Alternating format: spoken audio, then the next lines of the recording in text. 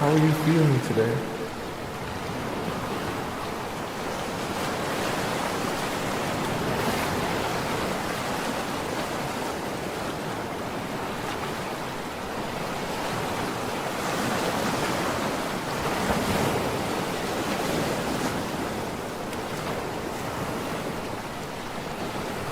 Do you feel fulfilled in life?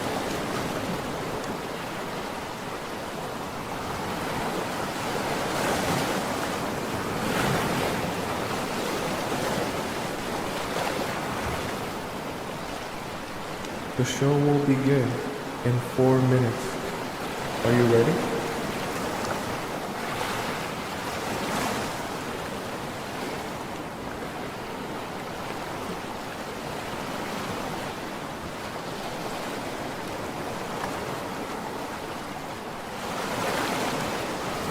When was the last time you felt betrayed?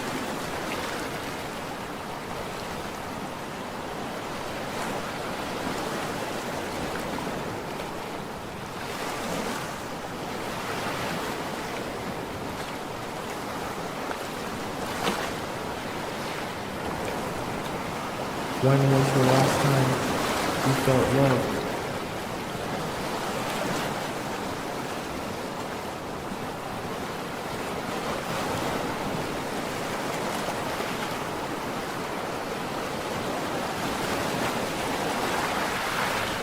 The show will begin in 3 minutes.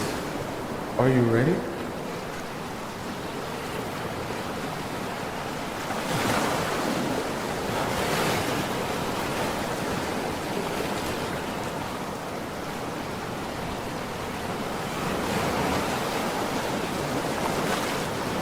What did it feel like to be in love?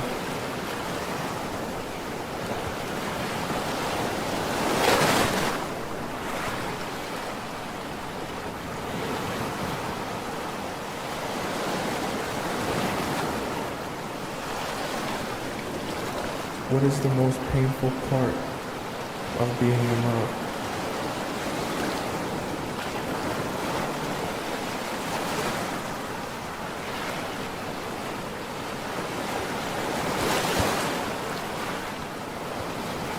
The show will begin in 2 minutes. Are you ready?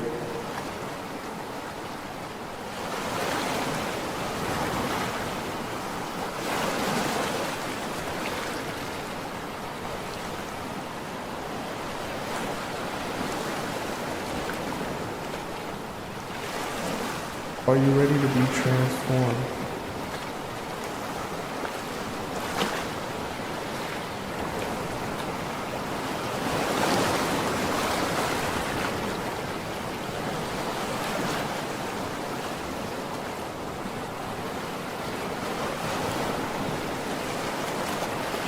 Are you ready to make a change?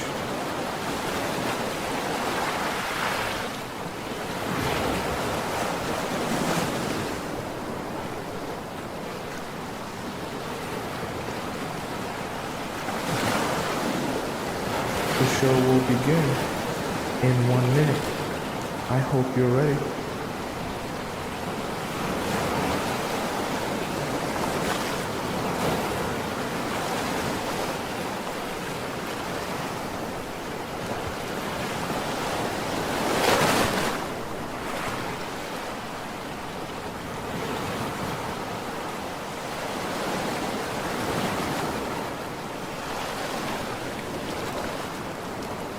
The show will begin in exactly 30 seconds. Get ready.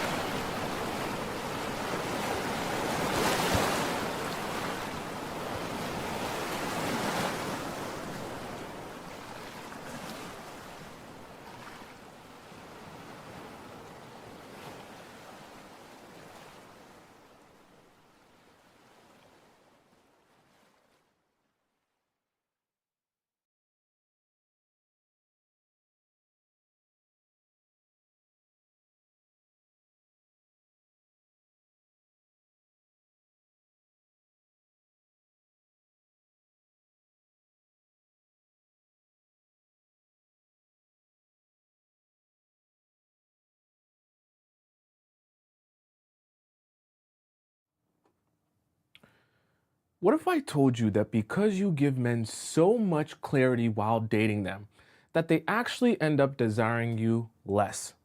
What if I also told you that the key to getting a man's attention is to confuse him? If that makes no sense to you, don't worry.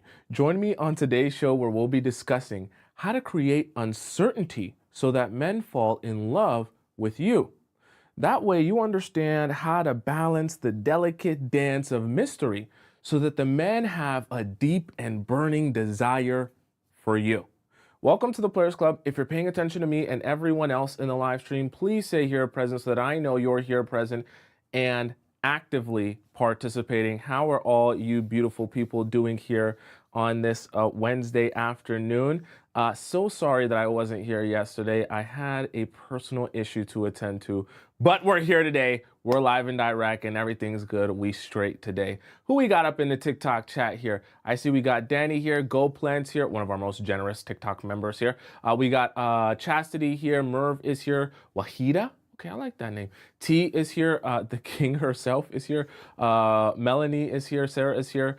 Audacious is here. And of course, we have our three moderators, Scotty, Sharice, and SH here. Who we got over in the TikTok chat? I see Mary Kim here. I see Crystal S here. Welcome, one of our amazing channel members. I see Shantina here. Welcome. Tracy Niles, one of our amazing channel members. Pamela is here. Nelly is here. I think I saw Ivy here, one of our amazing channel members here earlier. Of course, Tracy Niles was number one. She was first today, okay?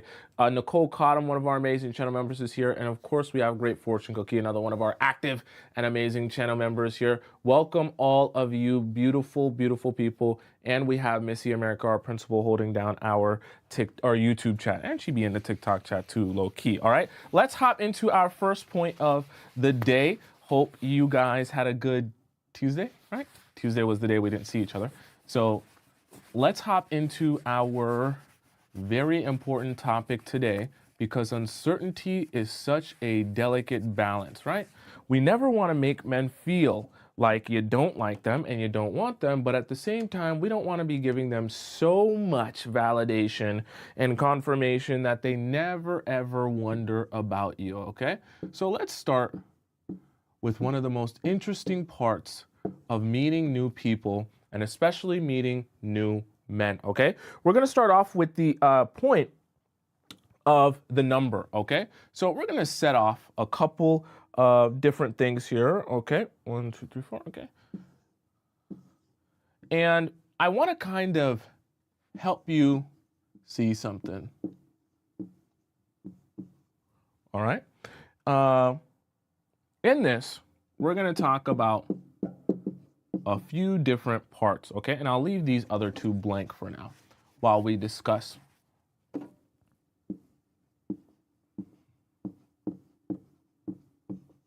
All right, so here's the thing. See, we have the case where one of the first parts of meeting a guy, for the most part, and for most of you, assuming you're not meeting men on dating apps because you don't want to be meeting men on dating apps, is the part where he gets your number, okay? This can be such a delicate balance because at this time, when he is approaching you, hopefully he's approaching you, hopefully he's approaching you, you shouldn't be approaching men. When he's approaching you, he's coming to you because he wants to get to know you. He thinks you're attractive and interesting, and he wants to start up a conversation with you. There is a couple of checkpoints that he's going to go through before he gets to this last checkpoint of actually asking for your number. Now, there's a couple of mistakes. See, when you become a very anxious person, and when you start to create a narrative in your mind that all the good men in your life are running away from you, and anytime a guy likes you, that's like a splash of cold water because you're never used to guys liking you, you're never used to guys wanting you, you start to exude that type of energy. Meaning that when he comes up to you and he asks certain things of you, your first inclination is to immediately capitulate, meaning just immediately do exactly what he's asking you to do, okay? So let me go through this. on what you might be doing the wrong way and how to do this the right way. So he's going to come up to you from the first approach because he thinks you're attractive, right? So he comes up to you, maybe he's been seeing you've been giving him some eye contact and he's been seeing that you've been looking like you're pretty interested in him. So he starts the approach. We have the first checkpoint here, okay? So after he comes up with the approach, oh, I saw you looking at me from across the bar, from across the club, from across the whatever. And I just thought I would approach you, ask you what your name is because you look like an interesting person. I never see you here. Now, as you guys are having conversation, you're having a little bit of conversation back and forth. You're flirting a little bit. He's a little bit interesting. You're a little bit interesting. You're telling jokes. He's telling jokes. Maybe you're a comedian. And there's a nice little bit of flirting going on here. Okay. Now, let's get to the the third and fourth part of this here. So now, okay, now we're at a very interesting part of the story here, okay? Oh, I didn't even spell that right. Spell police, come get me. All right, so now we have a particular part of the relationship that is very interesting, okay? Or the dynamic here that's very interesting in the beginning. Is now that he has actually been able to have some conversation with you, he's seen some flirting going back and forth, and now he gets a sense that, okay, you're interested. Now here comes the big splash, right? The big last part where he's gonna ask for your number. Oops, writing in cursive here.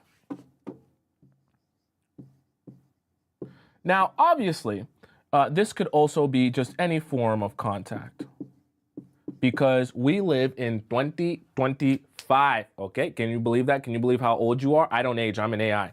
And in this scenario here, he's gonna find some way that he's gonna be able to keep in contact with you because he's reached all of these other checkpoints, okay? Now, here's the mistake that you'll make when you become a very anxious person that feels like you need to agree as soon as a man shows some interest in you and you don't want to create any sort of mystery.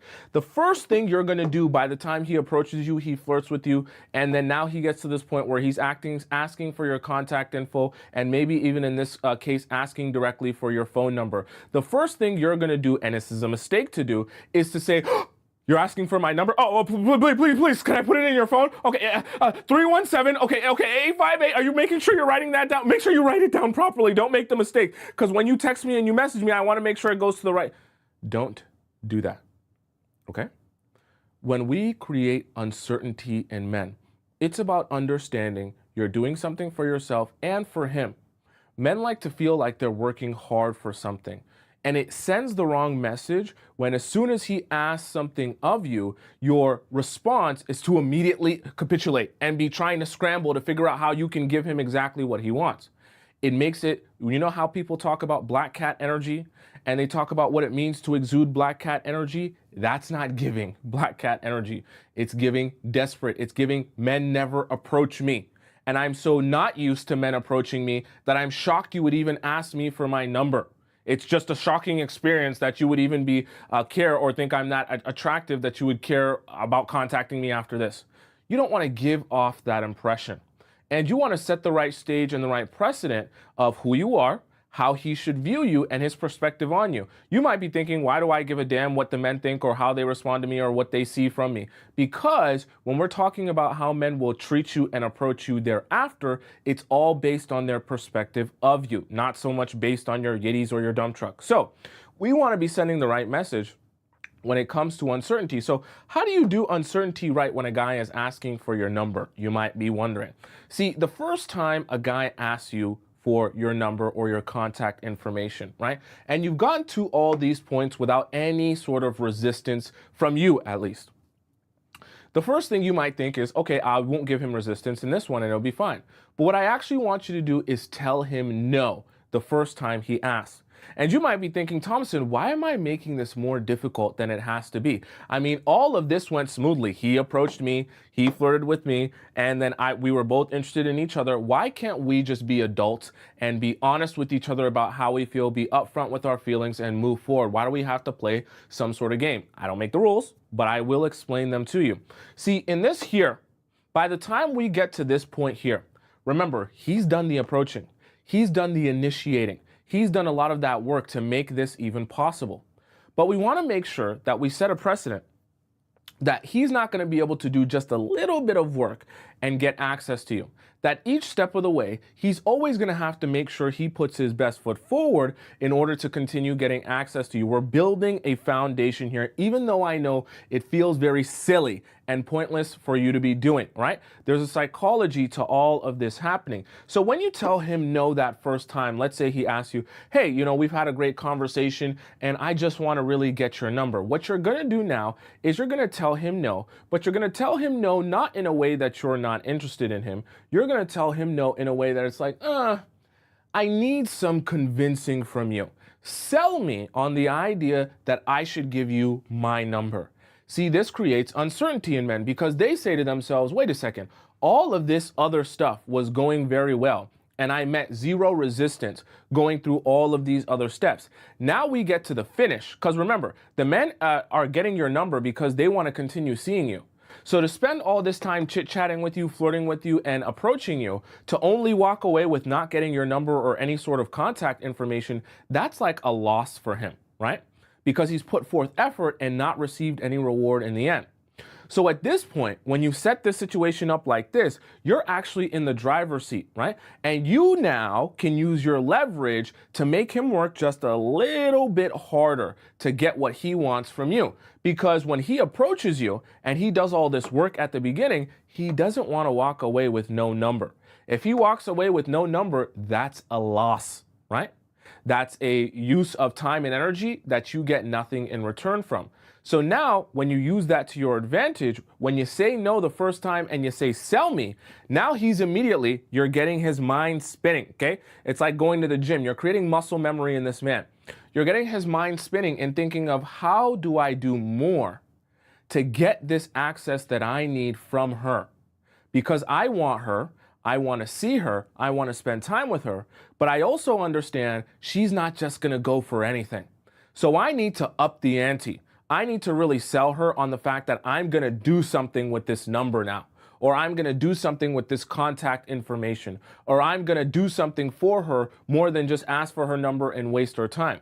See, this is a good place to have men in, because remember, like I said earlier, we're setting a foundation for things, and you're setting a foundation that men, and when they approach you and perceive you, they think to themselves, I have to show up a particular way if I'm expecting to get any sort of access to her.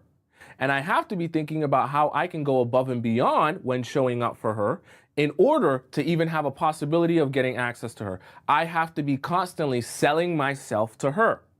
I know it sounds very self-centered and very manipulative, but it's a good place for men to be in with you. When they're thinking about how to sell themselves to you, what do you think they'll be doing? Putting their best foot forward, trying to ask you out on dates, trying to make sure they actually plan and schedule the date so it's romantic. They'll be thinking about the things that they can do for you that's more than just the bare minimum. But that's the space and the headspace that you want the men that you're dating to be in. So when you tell them no the first time, you're going to tell them, yeah, I don't really give out my number that much.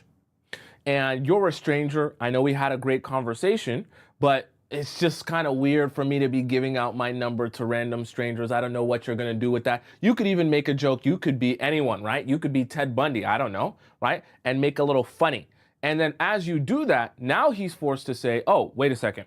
Let me explain to you. So maybe if I get your Instagram's a little bit less personal than your number, I can hit you up and we can go to the place that we were talking about earlier when we were flirting, because you said you like coffee and I like coffee and we both enjoy a nice cappuccino. We can go to that place that's your favorite spot and we can talk about whatever the F, all right?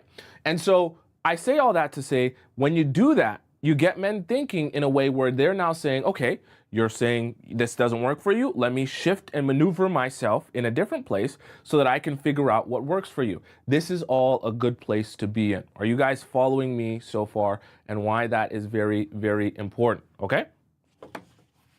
Let's hop into our point number 2. Okay. So first point, creating uncertainty in that first approach and the giving your number, right? So whether it be the number or the contact info, you're going to say no to the first time he asked.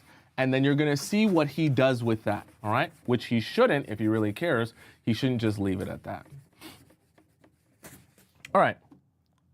So for point number 2, we're going to dig into the weeds here because this is not going to make some of you happy.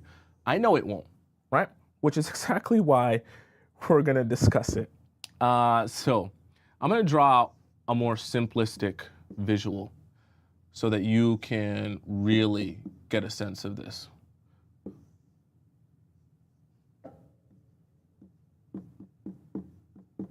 All right, and the reason I want to kind of do this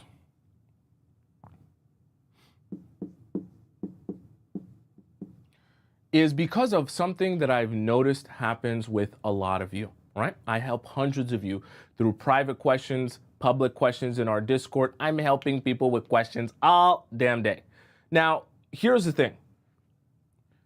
See, after a guy gets your number, and after, let's say, even you do the first part right and you make him work a little bit extra hard for the number, there's something within you that will tell you, hey, if I like this guy, I need to give him the path of least resistance. And because I like him and I want this relationship to work out really, really badly, I need to do everything in my power to make sure this relationship works out and I make this situation as easy to maneuver as I possibly can. This is a grave mistake because you will do things like this. When it comes to the date, and especially that first date, or even that second date or that third date, you're gonna get into the habit of thinking to yourself, okay, he hasn't really asked me out on a date yet. And I know that he probably may have not asked me out on a date because he's busy. But the thing about it is, if I tell him my schedule and I say, hey, Monday at 9:30, I'm free, right? I also have Wednesday afternoon, right? I also have Friday night, and I'm off on Sunday. And you go to him and you list out every single day that you're free throughout this entire week, exactly what your availability is, exactly, the timing, and exactly when he can spend the most time with you, because you're trying to create a lot of clarity, right? You hear me talk about clarity as it relates to the men, but you're thinking, okay, I need to make sure that there's not a lot of resistance here and I make it as possible as and as easy as it can be for him to realize what days I'm free so that he can ask me out on a date, right? So if I just come ahead and go out and tell him exactly what days I'm free, then that'll make it easy for him to plan a date with me because I know he's busy, which is probably why he hasn't asked me out on a date. And some of you are laughing because you're like, oh, that's so ridiculous. That's so desperate. I would never do that. But in reality, when you really like a guy, right, and you really want this situation to work out, some of you might actually find yourself doing this, okay? Because you want this date to happen, whether it be the first date, the second date, or the third date. And you're noticing he doesn't seem to be taking that initiative in making this date happen. So you take some initiative by telling him when you're free without him ever asking you when you're free. But that's a grave mistake. And the way it works in terms of creating uncertainty and how I want you to go about this is if he's not going to ask you, right, what your availability is, when you're free, you're never, ever, ever, ever in the business of telling men exactly what you're doing throughout the entire week when they haven't even asked you for that information. The reason for that is you're doing the opposite of creating uncertainty. You're actually spilling to him everything you're going to be doing at every point of the day that he's never in his own mind wondering about what you could be doing at this possible time. Tell me in the chat, and I want you all to participate. Have you ever been in a situation where a guy that you're talking to isn't texting you for, let's say, the past 2 or 3 hours? And because you don't know where he's at and you don't know what he's doing, you start to wonder to yourself, what is he doing that is causing him to not text me for the past 2 or 3 hours? Tell me in the chat, yes or no. Have you ever been in a talking stage or even someone you're dating that when they don't text you for 3 or 4 hours or even 2 or 3 hours and you don't know where they're at or what they're doing, you start to wonder to yourself, what is that person doing that's taking all their attention away from messaging and talking to me and is putting it on something else?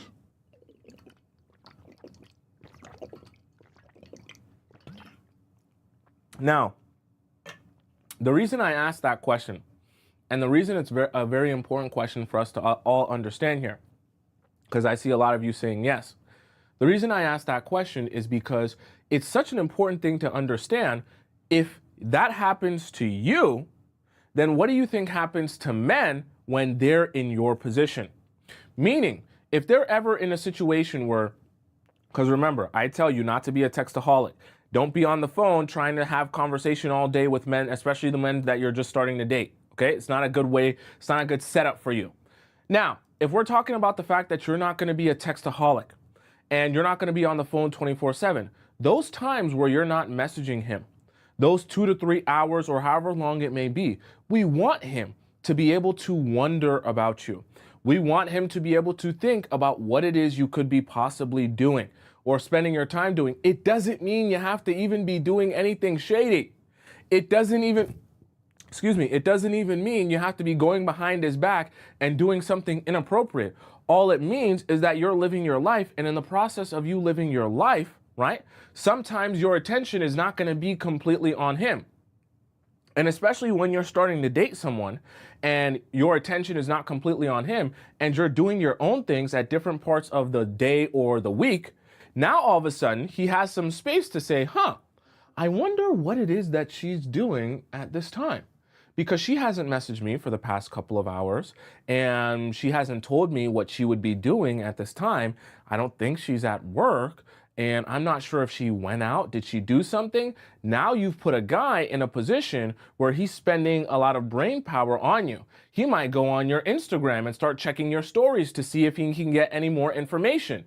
He might start, if he really cares, he might go on your friend's story to see if your friend has posted anything of any information of where you are or what you're doing that's not allowing you to message him back. But see, all of that uncertainty, while you might think, oh my gosh, Tomisin, that's so anxiety inducing. Why would I purposely give a man that much anxiety? I like him. I want him to not have anxiety. But the thing about it is, when men have that level of anxiety towards you, they start thinking, okay, I need to find information. I need to figure out what she's doing. I need to talk to her. I need to message her because I want to get some answers. Now he starts asking you, what are you doing? Right? Now he starts saying, when are you available? Are you out right now? Who are you with? But this is the place where you want men to be. You want them to be leaning forward, like Michael Jackson, right? Leaning forward, trying to figure out more about you.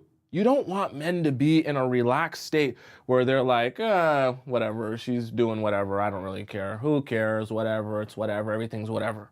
When men are in that state, that's the time where they're going to be putting towards the least amount of energy and effort towards you and a relationship with you, okay? When men are in that relaxed state, that's when all they're interested in is receiving, and they're not at all interested in giving anything to you. Okay, right? And Jane says, some men aren't going to care. Exactly. Exactly. So for some of you that are thinking, hey, the guy that I talk to, or the guy that I'm dating right now, if I don't say anything about my availability, if I don't talk about when I'm free, even if I don't message him for hours, he ain't going to wonder about me. He ain't going to think about what I'm doing. He ain't going to think about who I'm with or how I'm spending my time. So that's your answer. That guy don't like you that much, unfortunately. And that's the realization that you need to come to. Because the guys that do care about you, they will wonder about you and they will think about you. The guys that don't give a damn about you and are probably trying to take advantage of you, this is not going to bother them. I'll just be real with you. Okay? So I 100% agree with those of you who are saying that some guys aren't going to care, but I wouldn't advise you to even be dating those guys. Right? I would advise you to be dating the guys that do care. And this is a way to be honest with yourself about the guys that care and the guys that don't.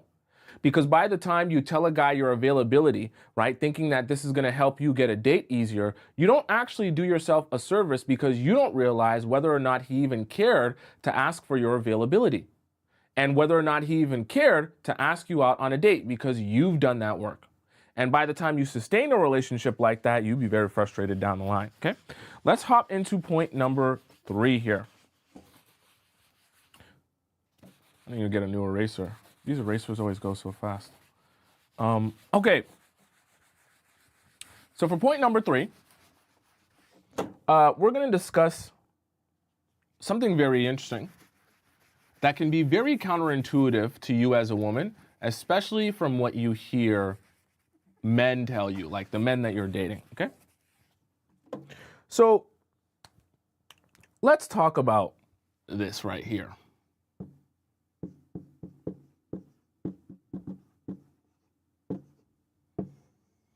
And then let's go ahead and, like we did earlier, okay, let's go ahead and create some, we're going to call these checkpoints here.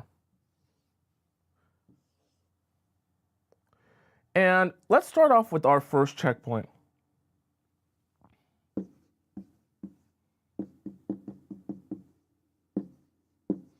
See, this is the thing about men that might confuse you a little bit. See, validation and security can be a great thing at times. It can also be a horrible thing at times. Why do I say that? Because if you make the mistake of giving men too much validation and security early on, you're actually going to end up doing yourself a disservice, because those men will realize they don't need to put forth any more effort to get any more security or validation from you, or feeling like they need to even get anywhere or do anything to get anywhere with you. What do I mean by that? One of the mistakes that's easy to make is telling a guy all about your feelings towards him. So you know that guy that you started dating that is tall, dark, handsome, with straight teeth, super funny and super rich, with a six-pack and a nice long schlong, and you're thinking in your mind, oh my God, this guy is literally perfect. He's everything I've ever wanted. I can't imagine any guy that could possibly be better than this. So you're thinking in your mind, right? This is how you start thinking when you get really anxious. In order for me to keep this man, and in order for me to keep him liking me, I need to confess to him all the ways that I like him. And then this happens, right? He gets to his own checkpoint and he starts thinking to himself, right? She likes me, right? She likes me a lot because she's telling me how tall, dark, handsome I am, how amazing my teeth are, how long my schlong is. She's telling me how I'm the best thing since sliced bread. She's saying I'm buff, I'm fit, I'm strong, I'm manly, I'm everything she's ever dreamed of. She's telling me how she's never met a man even close to 1/10 of the amount of amazing that I am. She's telling me how I don't compare to anyone she's ever met in her past or any of her exes. And she's telling me all the different ways that she really, really, really likes me, right? But the problem is now he recognizes that. And then the second checkpoint comes in here where he also starts to think to himself, I'm perfect. Because now that you've spent all this time telling him how much you like him and how much you want to be with him, his assumption is, I really am the perfect man. But this is the problem. See, when the men are of the belief that they're already perfect as they are, right? And they check this box off, what do you think they're not thinking about doing? They're not thinking about how to make themselves better in your eyes. Because in your eyes, as you've already stated, he is essentially perfect. There is no more he can be. There is no more amazing he can be. There is no more excellent and awesome he can be. There is no more he can do to be any more perfect. So you've actually done yourself a disservice because you've actually given him a direct example from your own mouth of how he doesn't need to do any more for you. And so we also get to the last point here where he says,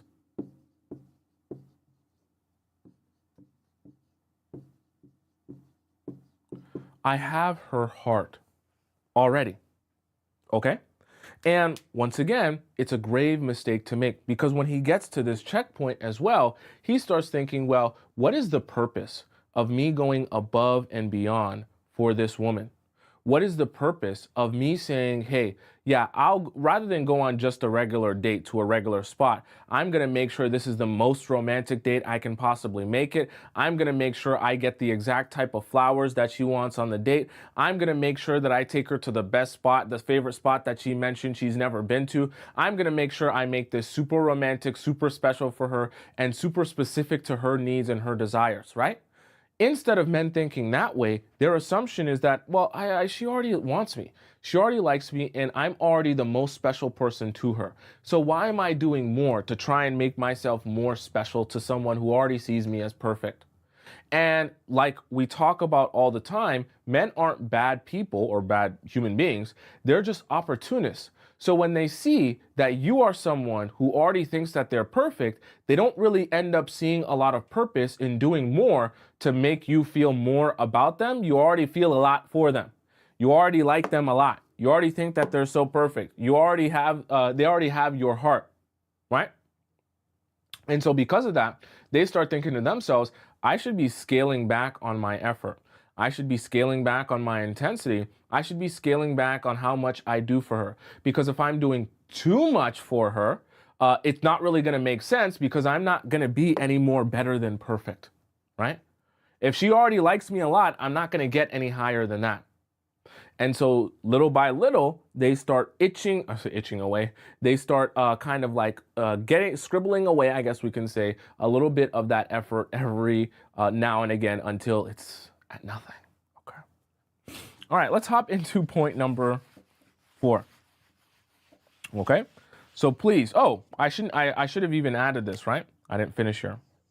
I'm so excited, right? I'll put this down here so you guys can see this. So when we're talking about creating uncertainty, right? I want to mention this because this is how you're going to undo this. When we're talking about creating uncertainty, what we want to do instead of this mistake, telling him how much you like him, how perfect he is, please, me, you, we're friends. I love you. I care about you. I want success for you in your romantic relationships. Do not, at any cost, for any reason, become Shakespeare and start telling men all the different ways that you like them. Everyone in the chat, say, don't say anything. Everyone in the chat, spam up. Don't say anything. I want everyone in the chat that's paying attention to spam it up. The reason I'm saying that, and it's very important, because sometimes men will even trick you into confessing this, okay? Because they'll start saying their own version of Shakespeare, and they'll be like, oh, my love, you're so beautiful. You're so stunning. I've never met a girl like you in my entire life. Oh my gosh, look at the way you walk in those heels. Oh my gosh, look at the way you look in that dress. Oh my God, look at the way your hair flows. You're literally perfect. You're so amazing. Because they want you to also mirror that. And they want you to also start telling him how perfect he is as well. And as he's telling you, as you're telling him how perfect he is, you've made this grave mistake. And this can become a snowball effect where you start getting into the habit of doing this because you think my confession of how strongly I feel for him as well is making him like me more. Don't do it. You don't need to give men that validation, especially not at the very beginning. He's approached you because he wants you and he wants something from you. That's fine. Don't lose your marbles and don't start thinking that you got to change a whole bunch of things up or confess a bunch of things to keep him interested in you. I promise you, this is not going to keep him interested in you. Don't say anything. If a guy wants you to tell him all the reasons that you like him or what you like about him, just say, I like your vibe. Okay, the kids love vibes nowadays. Sometimes playing dumb will work to your benefit because it'll keep you in a place where you're in control and you have the leverage. Don't start spilling all of your feelings about a guy and making him feel like he's perfect. Keep men, especially in those early stages of dating, feeling like they have to keep working for your attention, feeling like they have to keep working for your validation. And you want to know how I know it works? Because the guys use it on you. And they get you to be on your hands and knees scrubbing the floor squeaky clean while you desperately look up at them and say, Daddy, do you like how clean the floor is now? Right? And they use that same exact strategy on you to extract from you. So clearly the strategy works. Okay, let's hop into point number 4. Very, very important. I got too excited. I almost skipped that most important part. Oh, so number 4. This is actually also very, very important. Okay, so please pay attention to this. This point in number 4, we're gonna call this stop pooping time, because I really want you guys to soak this in. All right, so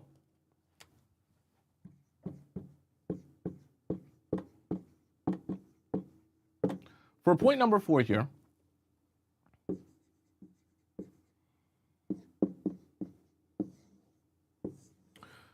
all right, so for point number 4 here, if you're on the toilet pooping, you're gonna snip off your poop. If you're laying in the bed or sitting in the bed with your hand in your pants, you're gonna take your hand out of your pants now, and you're gonna pay attention to me and what I'm saying. Look in my eyes, look at the board, pay attention. The reason I'm saying this is because this is such an important part of the show. I don't want you making this mistake, and I want you to do this correctly, all right? When it comes to men, right? And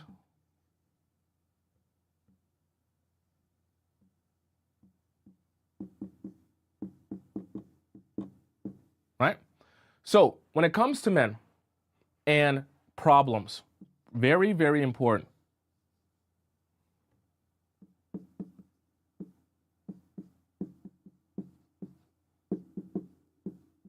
Please make sure you set this up the right way.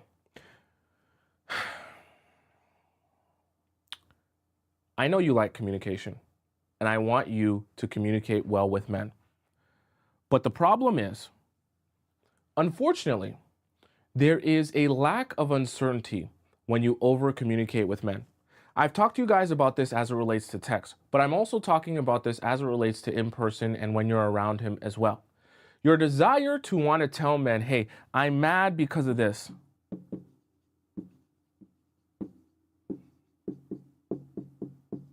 Or to say, hey, you made me sad.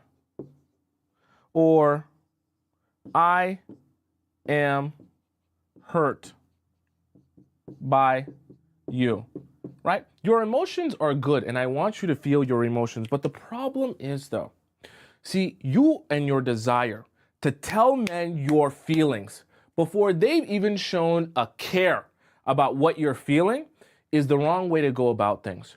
Because you remember how I talked earlier about dating and that first date and trying to over communicate the fact that you're free on these days when he's never even shown any interest in the days that you're free to ask you out on a date is the same thing, but in this sense, it's about communicating your issues and your problems. Because what I want for you when it comes to creating uncertainty is I actually want you to properly withdraw from men. This will be painful for those of you who have anxious attachment styles, but I want you to withdraw from men in order for them to come to you and ask you about your problems or issues. Or to identify that, hey, something is wrong here. I want to fix it. I want to solve this problem, and I need to address it by addressing her and asking her if there's something going on. I know it sounds like you're a child, and I know it sounds like you're playing a silly game, that you should just be an adult and communicate exactly how you feel, exactly when you feel it. But the problem is when you're dating men, especially when you just start dating men from the very beginning, you're not really sure yet how much investment this guy has in you. And one of the main ways to know if a man is invested in you and actually cares and likes you is to see if he has a desire to solve your problems or even notice that there is a problem.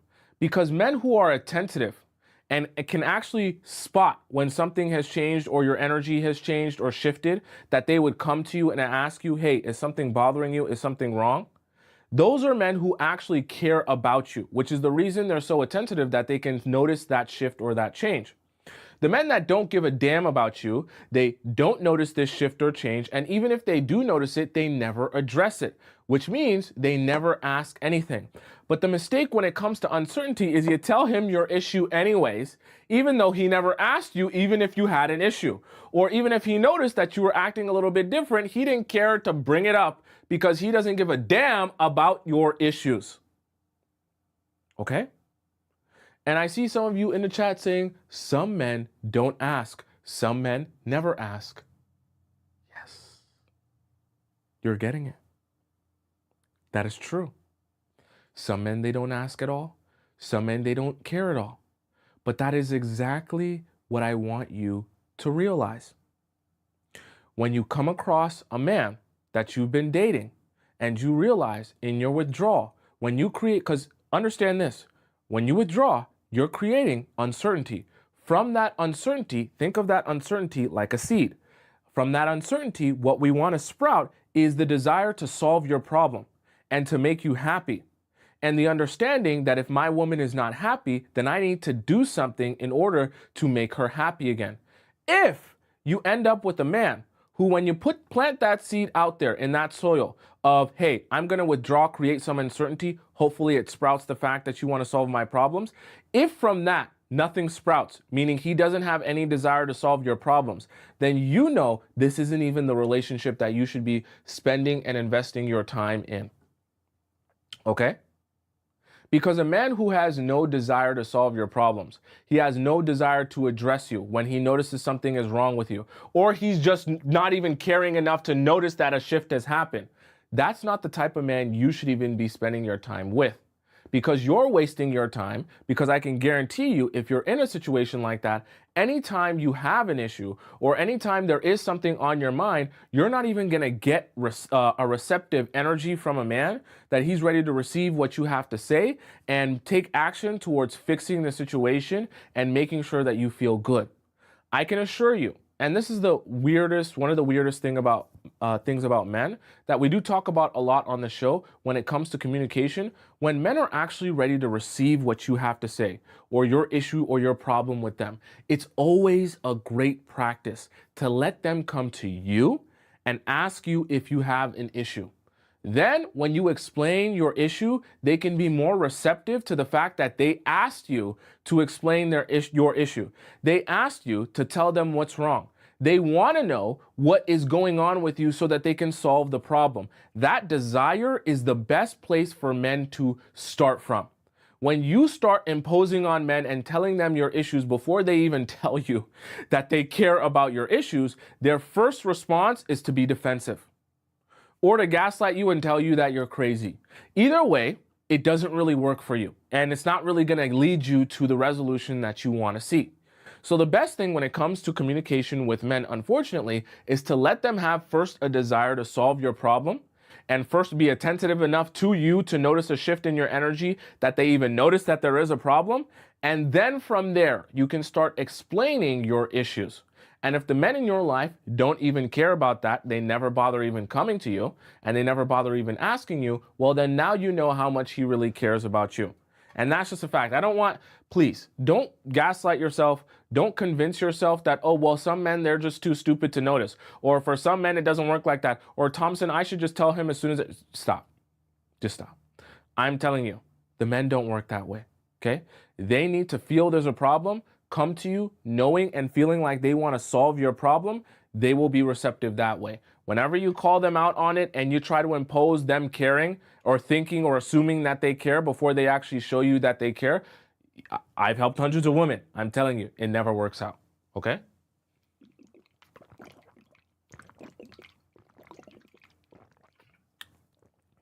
Blair says they know what they're doing. They do know what they're doing, right?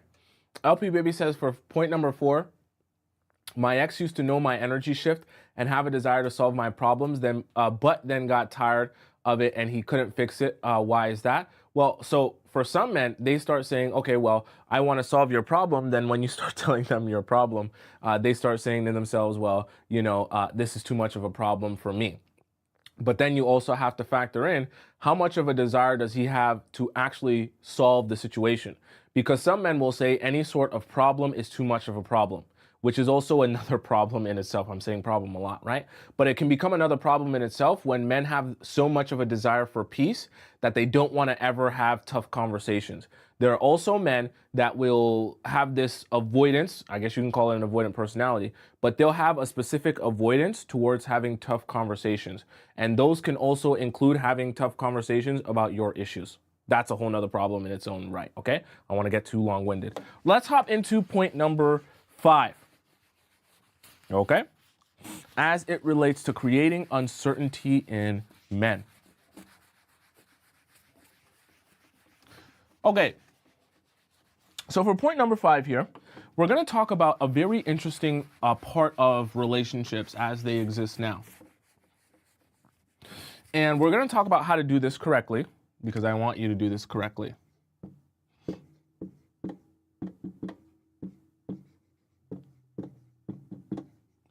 All right. So when it comes to social media, really cool, interesting things that I want you to be thinking about here, right? One of the mistakes you can easily make, we're going to draw you out here, a really quick drawing for you today. I know you guys were waiting for this one, right? A little bit of a booty for you on both sides. You can see your booty from the front. Okay, anyways. So this is the thing that I want you to understand about social media. And I want to kind of put your mind around and help you understand.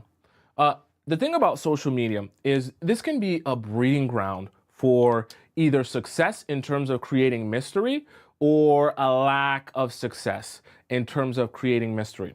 Because sometimes you can make the mistake. Remember how I told you earlier on, you're not going to be a textaholic. You definitely aren't going to be that. And you're not going to be super available over the phone. But sometimes you can make the mistake of telling the story of your life over social media. And so when you start doing this, you're posting everything you're doing at all times of the day. For some of you, that might be you. For some of you, that might not be you at all. But let me just explain to you what happens, right? You create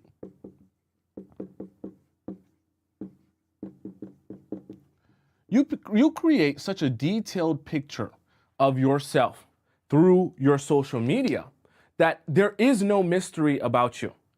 People, especially the guys that you're dating, they don't wonder what you're doing because you post what you're doing at every point of the day. Not only do you post what you're doing at every point of the day, you take your phone and you show down here, you show your feet, you show yourself, you show your fit, you turn it around here, you go around town, and you show everything that's going on in this room, right? And by the time you do that so much that people know exactly what you're doing at all times of the day, there is no mystery left as to who you are, what you're about, and what you're spending your time doing, okay? As opposed to, right, not living your entire life through your social media post, then, right, you have a little bit more of what we can call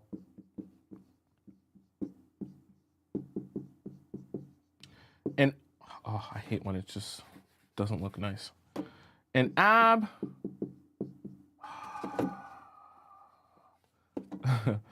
an abstract picture. That looks a little better at least, right? You have what we can call an abstract picture, right? In which people can interpret it however they want to interpret it. People can take it however they want to take it. But see, when you do this right, there's a way to do this in such a good way that it actually creates more mystery. And it forces men to do a little bit more digging. And in some cases, a little bit more spiraling because they have no idea what's going on. So what am I talking about when I'm talking about creating some mystery and uncertainty over social media, right? So instead of you going out with your girlfriends, okay, I know we're getting really sneaky deep in the woods here. Don't worry, this is a little bit toxic information. If you're not a toxic person, ignore this. What you can do though, you can go out, you're going out with your girlfriends, you look amazing, right? You're wearing your tightest pair of jeans, you're looking so awesome, your dump truck's flowing, everyone's looking at you, you're that woman.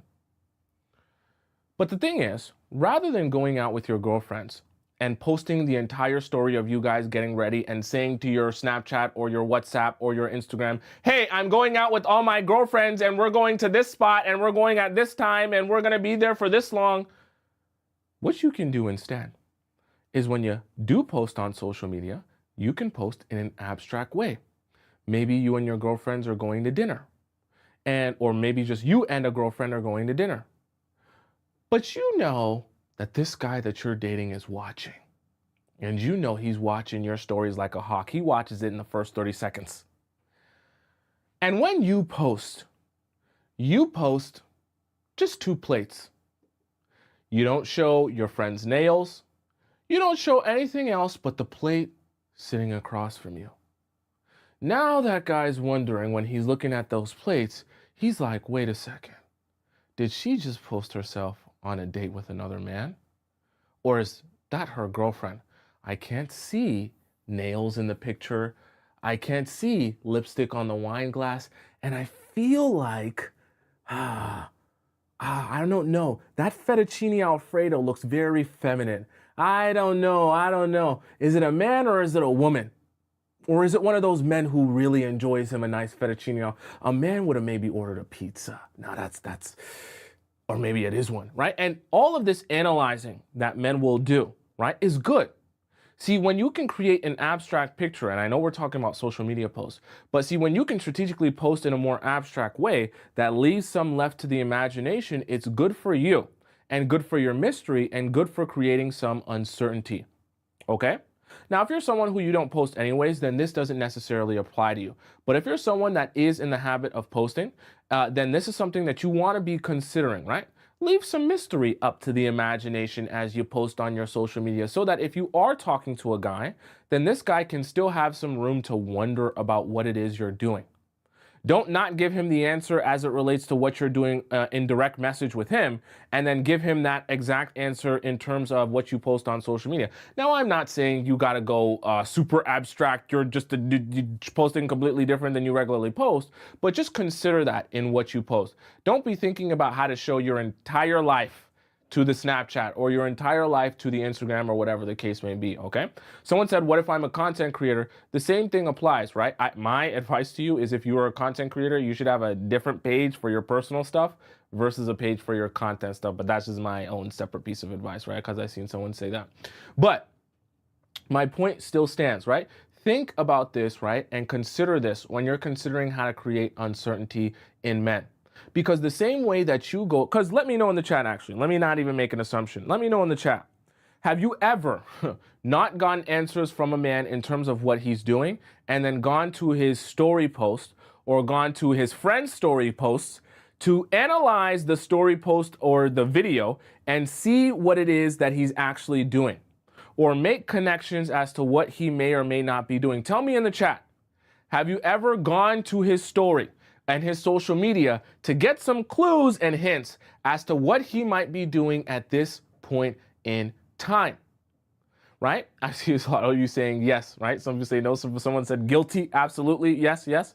The reason I asked that question is that if that happens to you, right, whenever you feel like you don't have answers and you're trying to look for them and you go straight to the social media and that can either give you more answers or make things more mysterious, what do you think the men are doing? Don't think to yourself that things are that different because it's you and that the men, they don't operate like that. They just don't talk about it, okay? You talk about it with your girlfriends. Trust me, the men do it in secret. When they want to find answers and they're not getting them from you, they go on your story and try to figure out what's 2 + 2 and what's going on here and who is this and who is that. They might not be as good an FBI agent as you are, but I promise you, they're trying to put things together, especially through your social media. So if you can be understanding of that and understanding of how that can create some anxiety and some uncertainty, but how that's also a good thing, then you can know how to do this the right way, in a way that benefits you, okay? Because doing this will work so well for you in terms of allowing men to continue thinking about you. Because that's the whole purpose of what we're trying to do here when we're creating uncertainty. When men are thinking about you, when they're wondering about you, right, you're getting them to emotionally lean forward, right? And the lean forward is because they're trying to figure you out. They're trying to decipher situations. They're trying to decode and translate everything that you're saying and doing.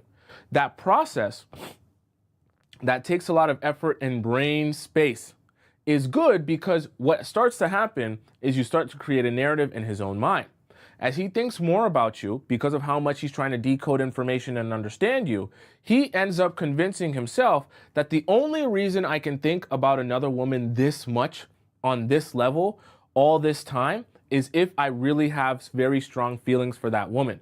And if there is something very special about her that makes me think about her so much more than any other woman. And once men begin to create that narrative in their mind, they figure out a way or a thing about you that makes you special or different, and they convince themselves that that's the reason they like you so much more than other women. There's kind of a psychological effect there. They have to create a narrative of why they're thinking about you so much. And the narrative ends up being there's just something special about you that makes them think about you so much, right? And so it all works in your favor when you can create that level of uncertainty. And vice versa, if you're making your life too open and too obvious and you're over communicating and you're over explaining to men, and there's no level of uncertainty when it comes to you, then he never wonders about you, he never thinks about you, and he goes from leaning forward to being in a relaxed, laid back state. And we know when men are in this relaxed, laid back state, what's another time where men are sitting back and relaxing, right? When they got their legs spread wide open and they're sitting back, relaxing, having their, I wouldn't even say kicking their feet up, but they're just enjoying themselves. Think about the other positions or the other things that would be happening when men are sitting back, relaxing, enjoying life, right? Think about where you'll be in relation to that. Okay? And I'm saying that to help you understand that's kind of the same idea, right? But emotionally. They're sitting back, relaxing, and receiving, legs spread wide open, right? While you do your own thing. And we don't want that all the time, especially not at the beginning, right? We don't want men sitting back, relaxing in an emotional state where they're not leaning forward or thinking about you. You're the one essentially chasing after them and pursuing them. Does that make sense to all you beautiful, beautiful people? Okay. Renee says, what are you talking about? Don't worry. Those of you that don't get what I'm saying, don't worry. Okay. I'm not going to explain it. All right. Let's go on. Let me go on to our questions here. Okay. Do you guys have any questions about the 5 that we discussed here? If you guys have any questions, feel free to ask them about the show. We are going to go to our questions now. Let me go to some of our donations and our donation questions to answer them as well. Oni donates $10 in the YouTube chat. Oni asks, if you talked about guy friends that like their best friend, but will having a guy bestie affect how a guy thinks about your relationship or you? And would you condone coworker relationships? Okay, let me answer the last one first. No, I don't condone coworker relationships, and you can do what you want. But the reason I don't advise that is because I've helped hundreds of women, right? And in the hundreds of women I've helped, all of them that try a coworker relationship, it never works out, okay? And I help so many women. It never works out because as soon as it becomes awkward or the situation goes left, now all of a sudden they can't properly withdraw from that man because they see that man at work, they have to deal with that man, and in some cases that man is their boss. And even their coworker. So now they're not properly able to withdraw, and they're also not properly able to set boundaries. That's very bad for you as a woman, because when a man disrespects you or he doesn't treat you right, you're supposed to be able to set boundaries. And part of those boundaries should be his ability to access you. See, when you work with a man and he continues to be able to have access with you, despite disrespecting you or not treating you properly, now we're setting the wrong precedent for a relationship, because now he doesn't have to abide by any rules or regulations. He gets to continue seeing you, speaking to you, forcing you to talk to him and interact with him, despite disrespecting you and not going about the relationship properly. So that's why I don't advise that. Now, as it relates to the guy bestie, chap, me and you, if we're friends for long enough, you should know me by now. Me, I don't condone the guy or the girl bestie on either end. Okay? It's just not my style. I don't condone it. I don't have any sympathy for it. I don't want to figure it out. No guy, girl bestie things. Because all of that is a messy situation. I guarantee you. Anytime we're dealing with a guy bestie or a girl bestie, one person in that best friendship likes the other person and has feelings for the other person. It may not be you, and it may not even be your partner, but I guarantee you one of those two people has feelings for the other person, and if there was a possibility of it being romantic, they would take that opportunity. See, I hate to keep saying this, but when it comes to guys and girls, and them creating, I'm talking about a best friendship. I'm not saying you can't have friends. I'm talking about a best friendship. We see each other all the time. We talk every single week or we talk every single day. They're not doing that for no reason. Both parties are receiving something. Sometimes the guy or the girl is receiving validation or receiving a backup plan or receiving someone that can boost their ego. And sometimes it's that the person who is in this best friendship has feelings romantically for that other person that they just haven't addressed, or they don't want to talk about because they don't want to ruin the possibility of continuing to be able to get access to that person, okay? It's always one of those two things. It's never anything else, okay? People don't, especially, let's even just talk strictly for men. Men aren't going out and seeking women to be companions with just platonically. Because if you think about the logic, having a platonic guy friend relationship with a girl makes no sense. A man can give them that same companionship and understand him better because he's a man. So why choose a woman to make what's essentially like a male companion? Unless there's attraction at play there. In which case, why are you making friends with someone who you first found attractive? Is it really that you wanted to be their friend, or you wanted to be their partner or sleep with them, and now you want to be friends because you didn't get an opportunity to sleep with them? It's only one of those two things. Nikki donates $10 in the YouTube chat. She says, "This is so good." Thank you so much, Nikki. I really appreciate you, and I appreciate your donation there, okay? Do you guys have any questions about this? I know I went a little bit side note on the donations there. Okay, by the way, for those of you who have a personal question for me, and your personal question may or may not even be related to the topic that we had today or we discussed today, you can always ask me a personal question on my 24/7 hotline, okay? By going over to the link in my bio on TikTok or the link in my description on YouTube, click where it says private relationship advice. You can fill out, it's not really filling it out form, but you can post your question there. You type it out as long as you want, and you send it in to me, right? It only goes to me, directly to me. And I get it, I receive it, I read it, and I send you back a voice message, usually 8 to 10 minutes long, and I address your situation, give you advice on it or some perspective on it if you need that as well. And so you can access that through the link in my bio on TikTok or the link in my description. It's available to you 24 hours of the day. It's like a 24-hour hotline, right?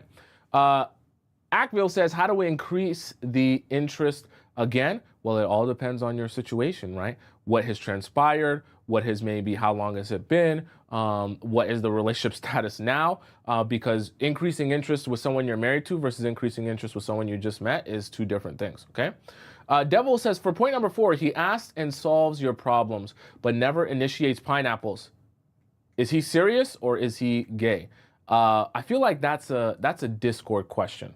Okay, because that I can't just answer in a few sentences. I need a lot of context to answer that. Okay, so Tevil there, put your question in our Discord. You should know our Discord by now. And for those of you who don't know, we're gonna get to Discord at the end of the show. It's our last segment where I read out questions that you guys asked to me, but I read those out live on the show because they're submitted for the live forum, okay? So make sure you drop those in if you know what our Discord is about. Nicole donates $5 in our YouTube chat. She says, I'm still confused. What if you do ministry with them, but it's a brother-sister relationship? Great show as always. Okay. I don't want to go too long on this because I don't want to get too deep here. The ministry, the church, while meant to be a holy, spiritual place of purity and sanctity, can sometimes be a place where people come and also have ulterior motives. I'm not making any assumptions. I'm not casting any aspersions. I'm just telling you, right, that when it comes to church and even the ministry, sometimes people will create relationships with you and become very, very close to you with a motive that is unbeknownst to you. And this is the thing for some of you as women. Some of you might actually genuinely be in a place in your life where you're saying, I don't have feelings for this guy that I talk to every day. I genuinely just want to be his friend. I don't feel any ways or romantic feelings towards him. That's perfectly fine. And that can also be perfectly true. But what you have to understand is there's two people in this friendship. And so while you might think you can speak to someone else's intentions or motives, you can't always actually speak to someone else's intentions or motives. And you are all women here in this chat with me. I'm telling you as a man who can articulate and communicate feelings well, and also understand men and articulate and communicate what they're trying to say and translate it. Men do not invest heaps and heaps of their energy on a consistent basis into women that they're not incentivized to invest energy into. I'll just leave it like that. They're not in the business of seeing a woman and saying, I'm going to make sure I talk to her every day. I'm going to make sure I'm around her as much as possible. I'm going to make sure I interact with her. I support her. I message her. I call her. And all of that work that it takes to maintain a relationship, right? Even if it's a platonic relationship. Men do not know how to do that unless they have some sort of internal incentive to do that. So whether or not it's conscious or subconscious, there is some internal and emotional incentive for him, which is why he's doing that. You might not know that yet, and it might be even impossible for you to imagine that that's the reason he's doing it, but men don't just do it for no reason, okay? If it was really that was just the ministry thing and it was just, you guys interacting when you have to interact, I guarantee you, men know how to just interact with you just enough to do a job if they don't want to be with you, all right? They know how to interact with you on just enough of a basis that you're able to get work done at work. Outside of that, you won't hear from them. You won't see them. They won't message you. They won't add you on nothing. They won't ask for your number. They won't talk to you outside of the workplace when they don't want you. Trust me, when they have ulterior motives, they'll find reasons to go to lunch with you. They'll find, I care about this job so much. This job that pays me minimum wage, that I want to make sure that me and you were on the same page. We're on the same team, right? I want to make sure that our team collaboration and our team chemistry is as strong as it can be. So I think I need to get your number in order for us to collaborate properly at the workplace. Because we both want to be raising our... Stop. Don't believe it. Don't believe it. Okay? So Goddess in the TikTok chat says, in the end, long distance is what always messes it up. What? For me, I can do it, but they can't. Men don't do long distance, okay? I don't want to fool you. Guys don't grow relationships with women from long distance, okay? I'm not trying to be mean. It's just that a lot of times when they do that, it's because they want the little ego boost and the dopamine hit and maybe some of the dirty talk to wank themselves off to, but they're not actually in the business of growing a relationship with a woman from distance. Not going to work for them.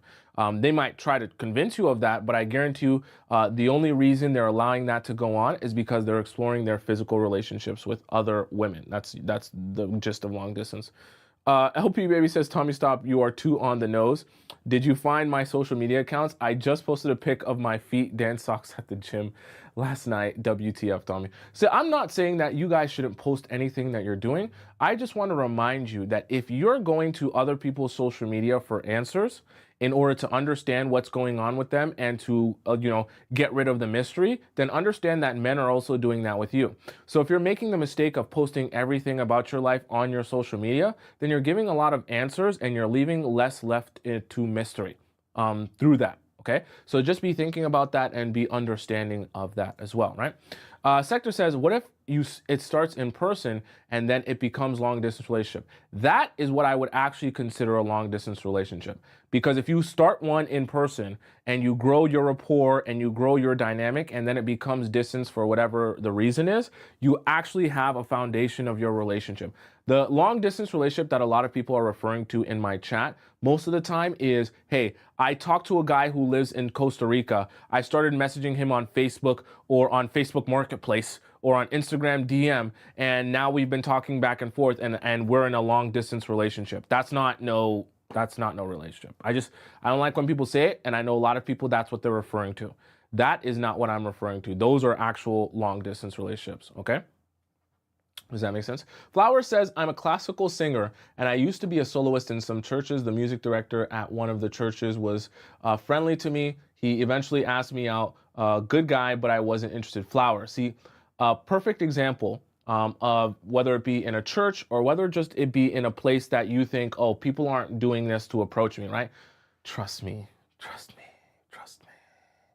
No matter how holy the man, no matter how holy the place you're attending, men do not come approach you to get your information, to be able to contact you outside of the workplace or the church or the whatever the case for no reason. Let's just be straight, okay? They might be good at, making it seem like, oh, you're one of our best players. You're right, like you, Flower, right? You're one of the best singers in our whole entire church. And I just want to make sure we take care of your voice. I want to make sure you're okay throughout the week. I want to make sure you're ready to go for service. And I just, need to get your number so that we can make sure. No, he wants you. He's just hiding it behind something else. I'm not saying it's a crime, but he wants you. Okay. And that's how guys are. It's okay. That's how guys are. But just understand that. So when you're thinking about, oh, we have a friendship here, think again. Danielle says, "Hello, I've been in a relationship for almost 10 years. And the last 2 years, it's been long distance because he refuses to get his life together. And it sucks when you invest so much time for nothing." Danielle, this is the thing too. When it comes to long distance, the thing about long distance is long distance should not be the end of the story. Meaning that if you're in a long distance relationship and the two of you haven't exclusively talked about the way you guys are actually going to make it no longer long distance, then you're kind of wasting your time here, because no relationship is going to be able to survive long distance forever. So if there's no plan of like, hey, eventually me and you are going to live together, or I shouldn't say that. Eventually me and you are going to be in the same city or be closer together, that it's no longer long distance. If there's no plan or course of action towards that that's realistic for both of you, then you're wasting your time. If that guy tells you he doesn't envision himself working in your city or country, and if you're thinking to yourself, based on my career path and my life choices, I don't envision myself living or working in his country or city, what are you doing here? Both of you are going to be long distance forever, just chit-chatting over Facebook Messenger all damn day, every day for years. What's the end goal there? There has to be, we're in long distance right now, but both of us, oh, I'm working on getting a job here so that we can be close together. Or maybe he's saying, I'm already in the process of moving to your city, or I'm already in the process in the next couple of whatever to getting closer to you, whatever it may be, that you guys are in agreement that is realistically logistically realistic for both of you. If that's not a conversation that you guys have and an understanding that you come to, then you're wasting your time with the long distance, because it's just nothing's going to come from that. It'll just be long distance forever until you break up with the distance. Okay. Sector says, I need to submit a private question. You can go ahead and do that. That link for you guys on YouTube is in my TikTok bio. All right. Let's hop into our second segment of the day, which is our React segment. Spam up your headphone emojis. Spam up your camcorder emojis. We're going to be reacting to TikTok videos that you guys have sent to me from across the universe about love, life, and relationships. Okay. While I prepare for that, I'm going to clean up this board and I'm going to pull in my chair here so we can start our React segment. You're not going to watch me do that. We're going to watch an intermission video that comes from Margarita. And Margarita is going to talk to you all about how to stop ruining your relationships. Okay. And while she talks to you guys about that, I will clean up and be back in just a moment. Okay. So Margarita, please take it away for them. Overanalyzing and over-explaining everything. I told you before, never complain and never explain. That is the slogan you need to live by if you want to move through with feminine energy. And this is going to be a really hard one. That's why I put it first, to really understand. But understand, first of all, the basic rules of it. Over-analyzing behavior, which means nothing, is going to cause you a lot of grief. Also, attaching meaning to behaviors that don't really have that meaning is also going to cause you a lot of grief. Sometimes people do things not for a reason, but just for a season. Just people do things because, I don't know, their stomach hurt that day, or they look a certain person a different way because that's just how they're feeling that day. And if you are attached to every single thing that he does and put meaning onto it and reflect his action as what you are worth, it's going to be a problem. You need to give your own self-worth. You need to value yourself based on your own self-value, based on, are you a good person? Do you walk dogs for a charity? I used to do that, not to feel good about myself, but just because I had time and that's what I wanted to do. Some people volunteer and hold babies in hospitals. Even if you can't donate money, it's the self-identity piece. How do you feel about yourself? Not how does him and how he sees you, whether he texts you, whether he replied to you, whether he is talking to you. That should not give you value constantly. You should give yourself value. Now, when you don't give yourself value, you chase other people's validation. You end up putting your whole value system into another person's hands. Therefore, every single thing they do from A to B to Z changes how you feel about yourself, and then you start chasing their approval, and that will ruin your relationship. So how do we use feminine energy to pivot that and to change that? we deploy the art of detachment. If you've heard me talk about this, I'm sure you have. I'm sure that's probably how you found me. But the art of detachment is the whole concept of let them. Let them be who they are. He wants to go out with his friends, doesn't want to spend time with you, let him. He's not sure he wants to be with you and never wants to get married, let him. He doesn't prioritize you, let him. You know why?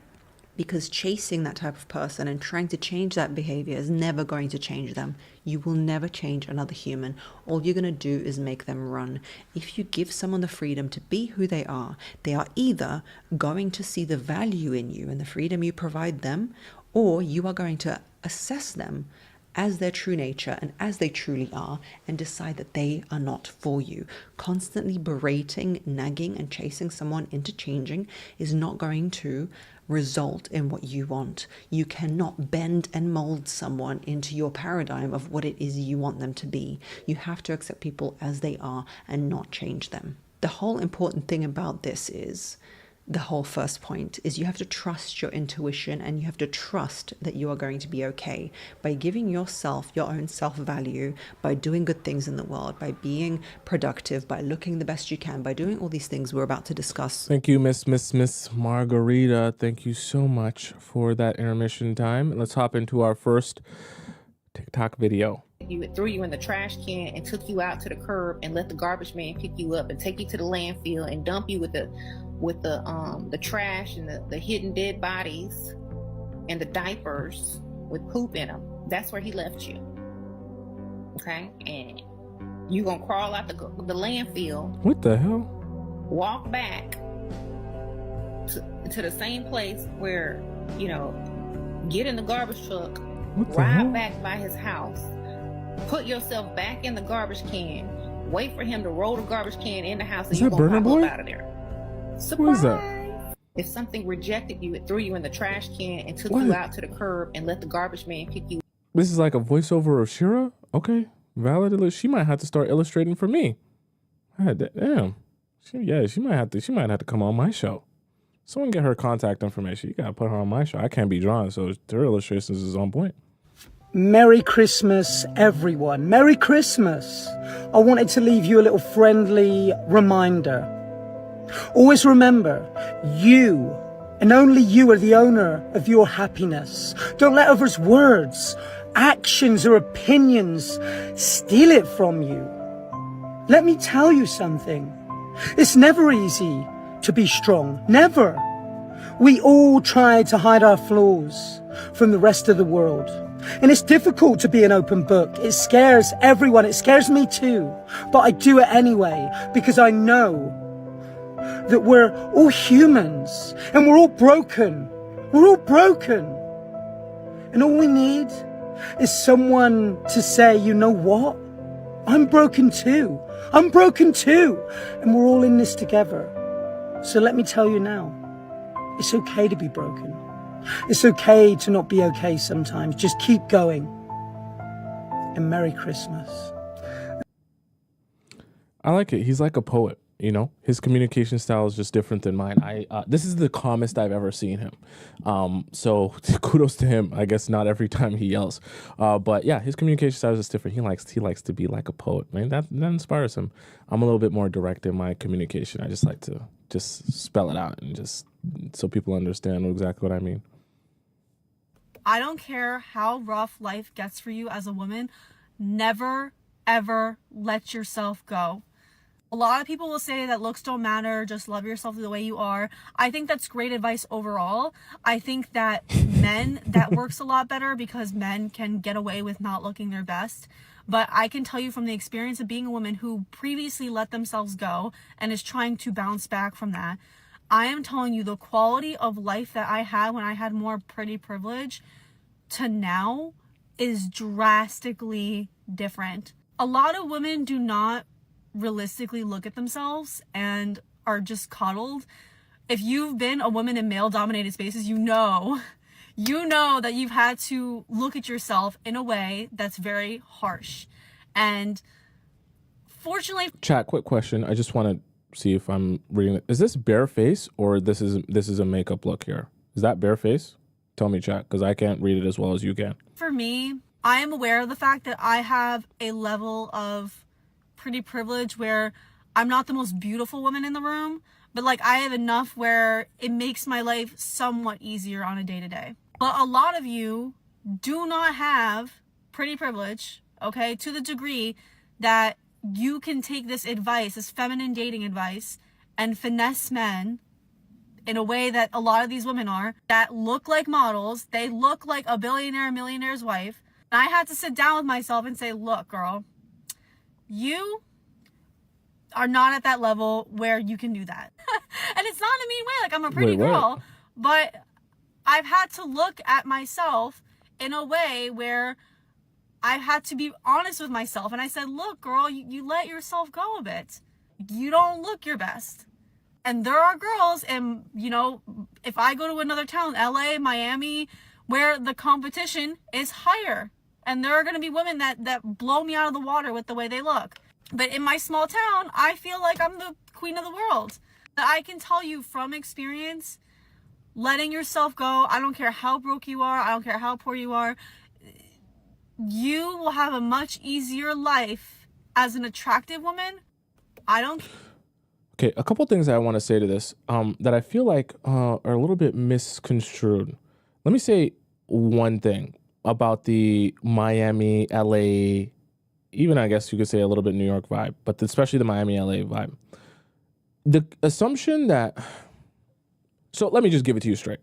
You go to Miami, you're going to see a lot of BBLs, okay? A lot of BBL bandits, as I like to say, okay? It's fine. You're going to see a lot of lip filler, all that good stuff. Now, here's the thing, though. The assumption is that, hey, when you see that a lot, that is exactly what all the men are going for. But the thing about it is what you don't realize, sometimes social media can put you in a bubble where your belief system is actually the minority. So you can start believing that everyone thinks a particular way, when in reality, when you actually took a survey of the masses, you would realize that what you believe in is actually the minority thought process. So let me break that down just a little bit. So when you think to yourself, oh, all the girls have BBL and lip filler, so that's what all the men are looking for. If you actually were to poll men and ask them a survey of just naturally attractive women who just might be slender women, fit women, not super extremely voluptuous, just nice, pretty feminine faces and feminine looks. And then the girls who are BBL bandits and the ones with crazy lip filler and all the other stuff in their face, all the other injections. What you would actually realize is on a vast, just landscape in terms of surveying men, most of them are actually going to gravitate towards just the cute, feminine looking, naturally feminine looking women versus the girls who have like the BBL bandit look. I'm not saying that that's good or bad. I'm just saying that that's an acquired taste. Some men like it and some men don't. But what all men can agree on is the cute, feminine, attractive, fit look works for all of them. Now, some of those men that it works for might say, I also really like the girls with the BBL and the lip filler and all the other stuff. But the problem is when you spend a lot of time in Miami or in LA, you see that so often that you start to be convinced that that's what all the guys are looking for or find attractive. That's not necessarily true. And you're not really getting a survey or an understanding of what all men find attractive. You're kind of more focused, hyper-focused on one specific niche that you might see a lot on TV or on social media. That's not necessarily representative of what men actually find desirable. All the men, all the different types. I just like to point that out because I heard her mention that it's like in comparison to the girls in LA and Miami. You know what I mean? Feminine girls have never stopped being attractive to men in any capacity. So I don't know where that, and you don't have to be extra voluptuous to be more feminine. That's not really, guys aren't as specific about their look as sometimes women imagine. The guys like all different types of things. There are some guys who even specifically like chunkier women and they really like their women chubby. Is that? Maybe I can't show this. I might have to find it later. I saw a video the other day where a guy's standing in line with his girlfriend and she's got a little bit of extra love handles and he's literally grabbing her love handles and holding on to it and squeezing it as they're waiting in the line. Have any of you seen that video where he's standing next to his wife or his girlfriend and he's like squeezing her love handles in like the video, like while they're standing in line. So I'm just saying that to say guys are into all different types of stuff. Don't be so overly convinced that the rich men only date a specific type of look with lip filler and all that other stuff. Just remind yourself of that. What's going on here? Oh, the sound is crying over guys who weren't even paying bills? Ghetto! Crying over guys who weren't even doing anything for you? Tacky!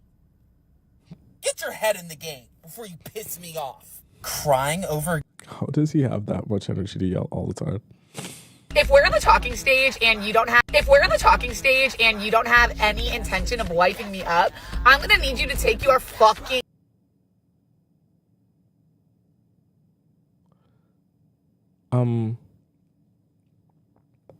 you know, I think this is more directed at the men who are into this, you know. Some men enjoy being dominated, so I guess getting talked to like this is just, it's like a turn on for them. So I mean, I think that I'm the wrong niche, right? So, but I'm sure some people vibing with this, you know what I mean? But the message, you know, if the men aren't serious about you, then I wouldn't say get them to eat. Let's go to our next one.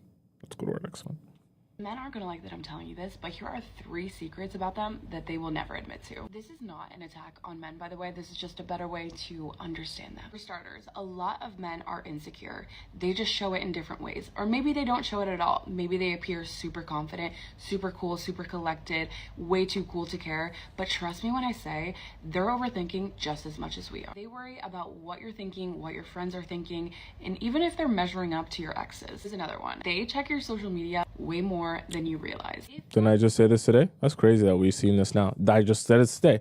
If you can use social media to your advantage and create more mystery, that's good for you because they also check. So guys aren't like, we're not robots, right? Like we care, we have feelings too.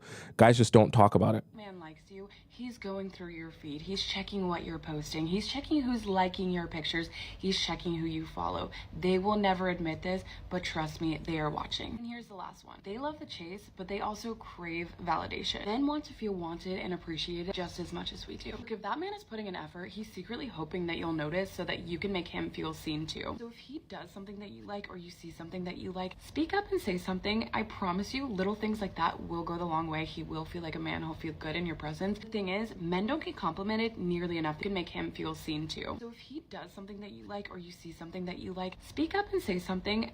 If he does something for you, then you can compliment him and give him some appreciation for doing something for you. Don't appreciate men for just existing. I know it sounds very rude, but you're sending the wrong message. You want to appreciate men that do work for you and do actions for you, not for their existence. I promise you, little things like that will go the long way. He will feel like a man. He'll feel good in your presence. The thing is, men don't get complimented nearly enough these days. I can't tell you how many times I've complimented a guy and he's taken aback that I've spoke up and said something that I like. So yeah, men like getting complimented just as much as we do. Do not be fooled by their tough exterior.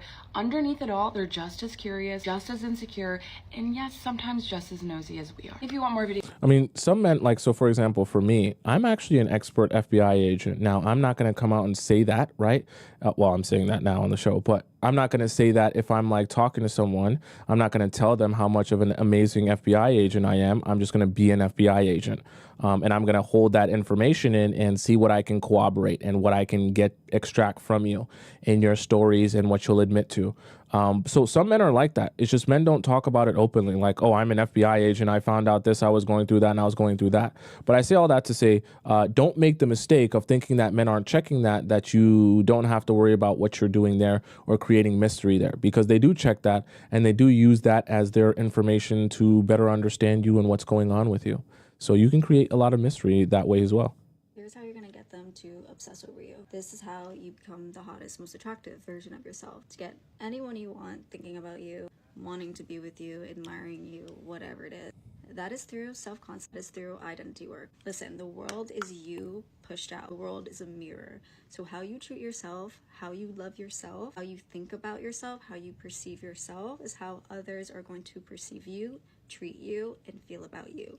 So if you want anyone to be obsessed with you, you need to be obsessed with yourself first. I mean, why do you think people say all the time, like, no one's gonna love you if you don't love yourself first? It's so true. You also need to treat yourself the way you want to be treated. Treat yourself with kindness. You need to start working on yourself. So here is what you're going to do for the next week to completely shift this. Number one thing is, if you haven't done self-concept or identity work yet, that is where you should start. That really is the most important thing in any journey to becoming your higher self, into receiving a certain manifestation that you want, to becoming the next best version of yourself. Identity work, it never fails. Creating an alter ego name for yourself. I have a whole video on how to do identity work. So many videos on that if you guys want to get deeper into that. Do identity work. Next, you're gonna watch how you talk to yourself. Stop saying negative things about yourself. Stop complaining about your appearance. If you're one of those girls that when you're with your friends, you're like, oh my god, my skin looks so bad today, kind of like that Mean Girl scene. Like, oh my god, I look so fat today. Like, I'm so bloated. Stop. You're never gonna say one more negative thing about yourself. You're never gonna speak that into existence. The thing that I find kind of interesting about that, so for example, when you talk to people and you're like, oh my god, I look so disgusting today, what are they supposed to say to that? Yeah, you look disgusting. Like, so it just kind of sets a weird vibe as well. So some people might also kind of not gravitate towards you because you have the vibe of, like, anytime they're around you, it's like, oh, I'm so horrible, I'm so disgusting, everything is so horrible. And they're just like, oh, you're just kind of icky. This is weird. Like, I don't want to be around, your energy is weird. Ever again. You're not even going to think it. If you think a negative thing about yourself, which obviously we're human, you're going to catch that immediately, and you are going to rewire that thought into the opposite thought, a positive thought. So for example, if you look in the mirror and you're like, my hair looks so bad, you're gonna be like, no, Alexi, stop. You're not thinking that. My hair looks amazing. It is so shiny. It is so long. I have the healthiest hair ever. You just have to be so mindful of your own mind. It really is the key, is just being mindful of your own mind and stepping into that next version of yourself and just acting like that next version of yourself. Acting like the person that is already obsessed with herself. Once you start just like acting like it, carrying yourself, walking like a person that is obsessed with yourself, walking like a person that is confident, standing like a person that is confident, talking like a person that is confident, talking like a person that is obsessed with themselves, you will eventually be obsessed with yourself. So The other thing that I've noticed as well, that I think is a really good way to shift your mindset, is, you know how you go around and you're really self-conscious. You leave the house and you're thinking about how you look. You're thinking about how you present yourself, how your clothes fit. You're thinking about if you're bloated today or not bloated today, if there's a pimple on your forehead or if your skin's glowing, right? And all of these thoughts are going through your mind as you step out of the house and even while you're out and about. Think about how much you're thinking of yourself and your life and your issues. And then now, when you go out, realize that if I'm thinking this way and I'm so in my head about everything that's going on with me, what are all the other people thinking about? They're not thinking about me. They're thinking about themselves. And think to yourself, how much have I actually noticed anyone that I've been around or walked past since the entire time I've been out and about? Even your own friends sometimes that you could call your best friends or you're hanging out with for hours. When you're actually thinking about how much have I actually been focusing on them and how they look and how their clothes fit and what's going on with them, probably not very much, because most of your energy and your judgment energy especially has been on yourself and what you're saying, what you're doing, and how you look. But then everyone else is also thinking that same thing about themselves. So the funniest part about all of this, you know, the overthinking that can happen when it comes to your own being self-conscious about yourself and your own insecurities, is that most people aren't even taking notice of the things that you're insecure about because they're in their own head about their own insecurities. So you're thinking that everyone's looking at your nose or everyone's looking at your pimple or everyone's looking at the fact that you're bloated, and nobody has taken notice of it the entire time because they're all thinking about their own insecurity. Meanwhile, you're thinking everyone's staring at you and thinking about what you have going on, right? It's a funny thing because you can easily convince yourself that that's the case, when in reality, the only time that people notice it is when you point it out to them and you be like, hey guys, look at this massive pimple on my forehead. Then everyone looks and is like, oh, yeah, that is a big pimple. And then after that, they go back to thinking about themselves. Okay, so that's the ironic part.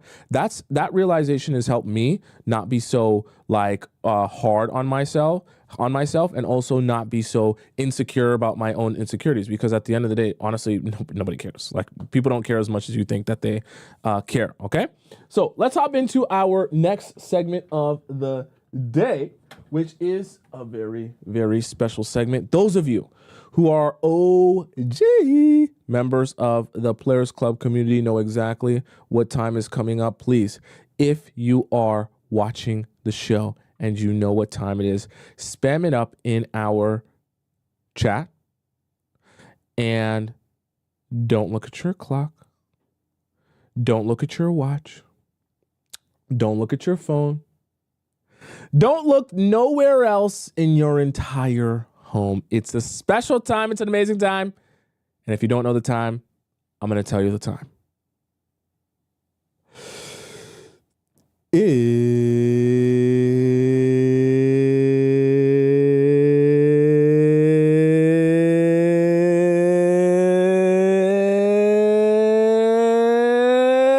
It's Discord time. Yeah. Okay. All right, chat, let's hop into our Discord segment of the show. For those of you who have no idea what that is, I'm going to explain this to you right now. Our Discord segment is essentially an amazing segment where all the amazing members of our Players Club Discord community get an opportunity to ask me a question about their relationship or their situationship, and I answer it live on the show. Now, if you're wondering how you can submit your question, I'm going to explain to you 3 different ways in which you can submit your question here to me. Now, the first way comes from our free relationship advice forum, which you can access through the link in my bio on TikTok or the link in my description on YouTube. Click where it says Players Club Discord, and then go down here and you can see, you could just type in your question. Make sure you format it how everyone else has been formatting it. But you see all these questions that are highlighted. These are questions that I haven't yet gotten to. That's why they're highlighted. So it is a first come, first serve forum. So I have to get to all of these amazing questions before I can get to yours if you send in your question today. Now, I'll be honest with you, that means that it's probably going to take me around 2 weeks to get to your question because there are a lot here in this queue. Now, if you don't want to wait 2 weeks to get your question answered, you can also ask me a question via our premium relationship advice forum. Now, in this premium relationship advice forum, the way that this works is, you know how I said the free section was a first come, first serve queue? This is like a skip the line pass. So all the people who ask their question in this forum get an opportunity to skip the line of people because I answer these questions first before I go into the regular section. Now, the way that you access this, there's only one way you can do this properly. You have to go to the link in my bio on TikTok or in my description on YouTube. Click where it says Premium Discord Relationship Advice. Click that link, and then you're going to be prompted to donate to the show, as well as send in your, Discord username and the title of your question. When you do that, it's then going to, once you submit that, it's then going to prompt you for the link to go right into our premium Discord section. You're going to drop in your question with the same title. I get a notification on my phone and I see that that's your donation and that's your question, and that your question is supposed to be in here to keep it fair for everyone else, that you're able to skip the line. Now, the third way is for those of you who want to ask me a question, but you don't want your information to be read out on the show. This is called our private relationship hotline link.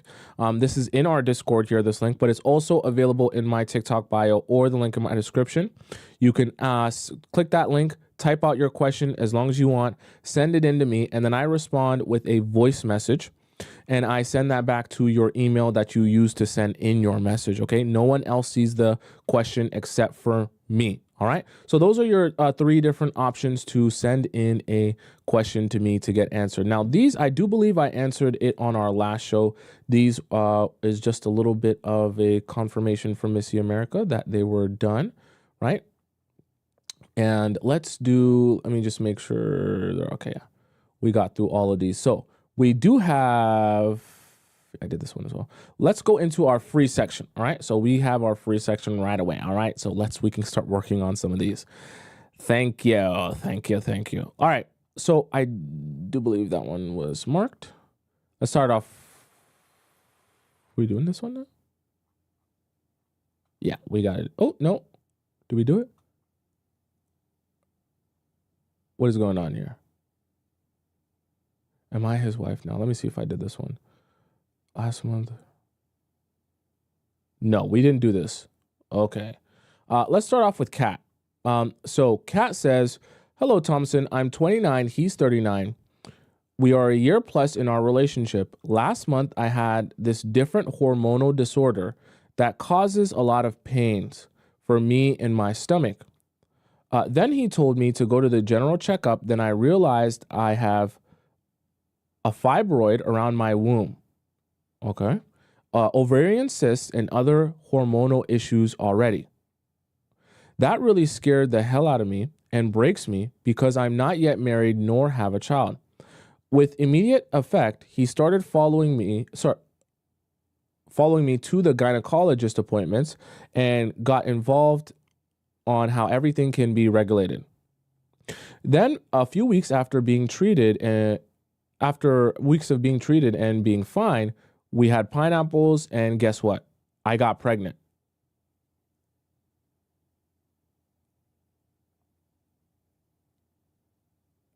This took a turn. Okay, okay. Let me recalibrate my mind. I don't know. I just wasn't expecting the message to go okay. All right, let's recalibrate here. I noticed the last pineapples we had, he didn't bother pulling out or used a condom. So, okay. So what I'm getting from this is after this situation was apparent, I guess he believed that you were infertile. So he just said, F it, I'm going to do whatever now.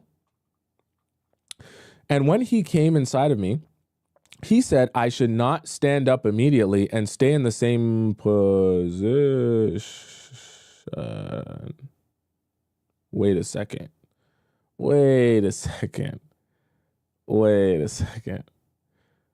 He's trying to get you pregnant here. What's going on here? How long have you guys been together? A 1 year plus relationship.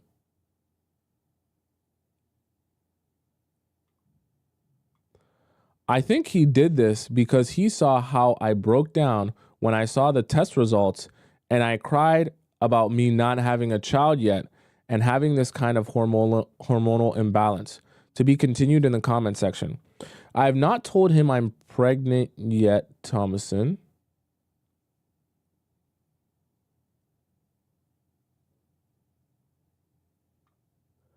Because I want to hear from you first.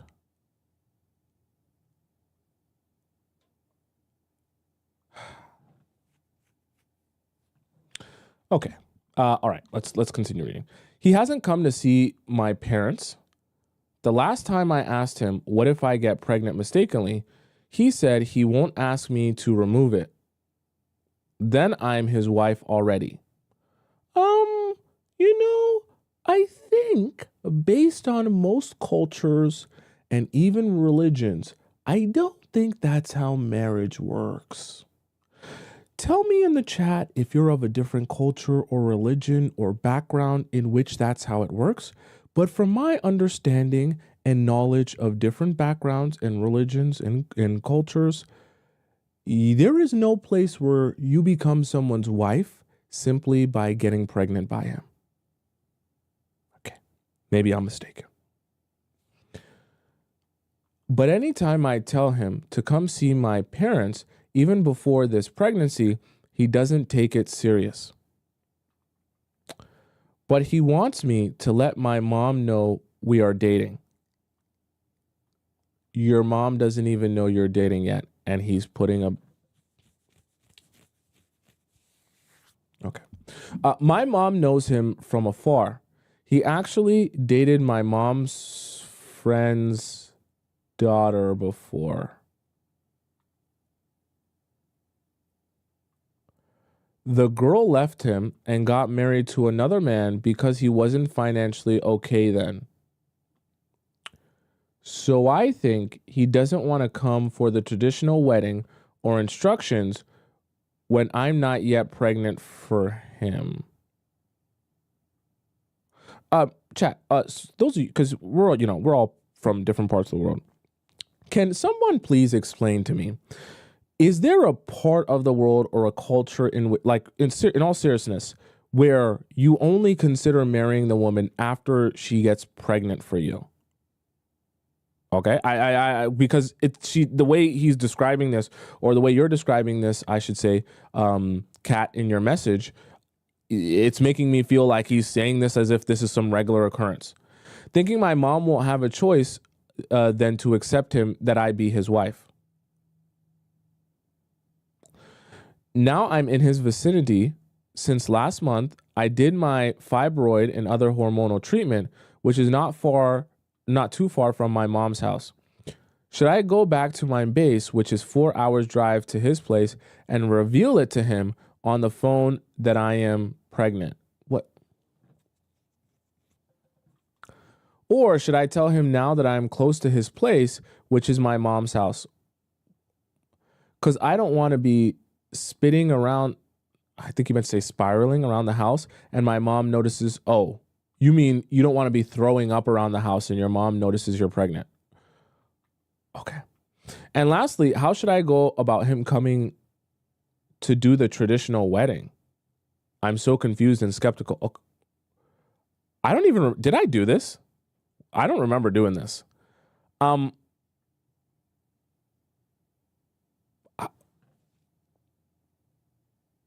Okay. We need to get some things straight here. You're talking about marriage in the end of your message. I don't think that we're in a marriage place yet. Like, I think that the place that we're in for you is figuring out what's going on in your relationship with him. You've only been in a relationship with this man for a year. Now you're pregnant and your mom doesn't even know that you guys are dating yet. So we have so much to figure out before we start talking about getting married. I get it. That's what he said. Those are words. And creating a life and bringing one into this world is a lot more strenuous and takes a lot more planning and scheduling than even a wedding does. And so I feel like I'm confused because you're confused, because he's confused, because everyone's confused. I don't even understand what the logical thought process of anything that has happened here is. Because why did he come inside you? And let's just even outside of just coming inside you purposely, why did he tell you to keep the cum inside you and literally not stand up so that you would have the best chance of becoming pregnant? What is the purpose of that? Like, it's difficult for me to answer questions like this because I'm trying to follow the logic to understand what type of answer you even want. But I also have a question for you, Kat. Why did you agree?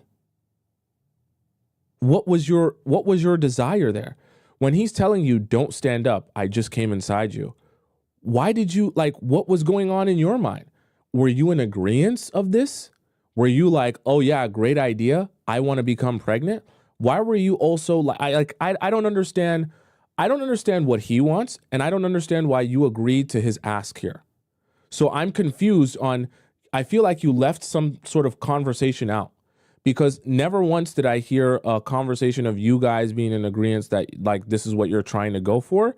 So for him to ask that of you and then you just capitulated or just did it, I don't understand why would you agree to that? If that's not what you want, I'm so confused why you did that. And so now I'm even more confused. If he wants to marry you, why on earth does he feel the need that you need to be pregnant in order for him to marry? I don't understand that either.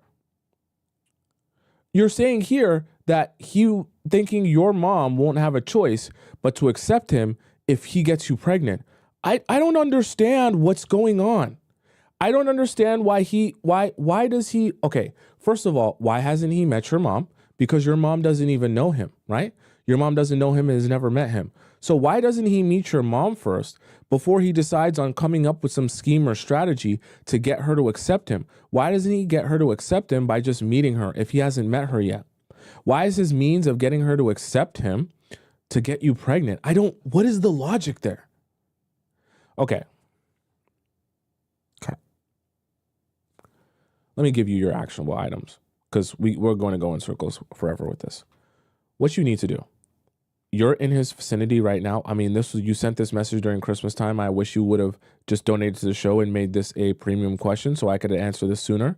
But what you're going to do is you need to have this conversation with him in person. I hope you haven't been keeping this from him this whole time since I haven't answered your question. But you need to go to him in person and have this conversation with him in person. Okay? Because I'm very confused here. I'm so confused on what is going on here.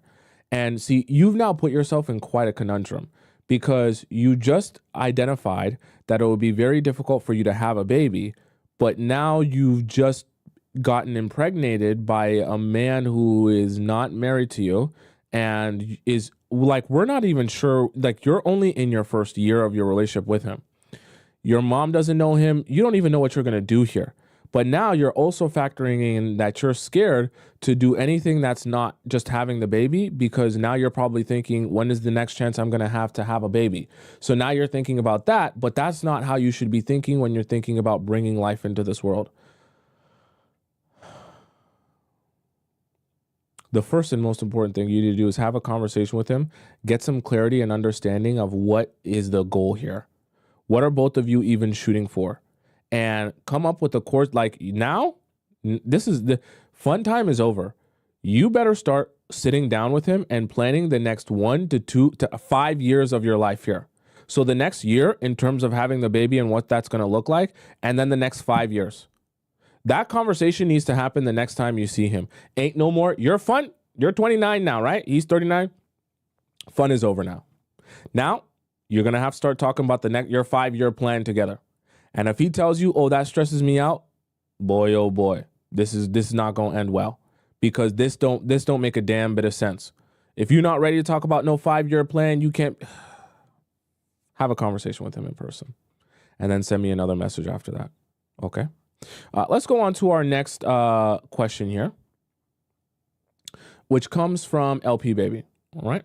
So LP Baby says, question and advice. Hi, Tommy. Part 1, date update. My first date went well, and I set a new record of the date being under 2 hours max, approximately 1 hour and 45 to 55 minutes. He chose a diner for lunch in my city. He lives 20 to 30 minutes away. Conversation went well, flowed well, not forced. I asked him questions, and he was mainly the one who spoke. The man is a talker. See, this is the thing too. Some men have always been talkers, and even some quiet men can become talkers if you're good at asking questions. So that's always a good thing. Getting men talking is always a good thing. We have a lot in common. We spoke about his hobbies, why he likes his hobbies, personal finance, books, music. I was able to ask deep questions, but I didn't even get a chance to ask him more about his job, his exes, which I still don't know how to broach this smoothly in a non-invasive manner. I mean, there'll be more dates, I'm assuming, so there's more time to ask more questions. That's not anything bad. And I don't even have a chance to talk about my job, my hobbies, just a little. I was able to add to the conversation, but it was mainly him mansplaining. I could see his spit flying out of his mouth. Okay, this is funny, but here's the thing.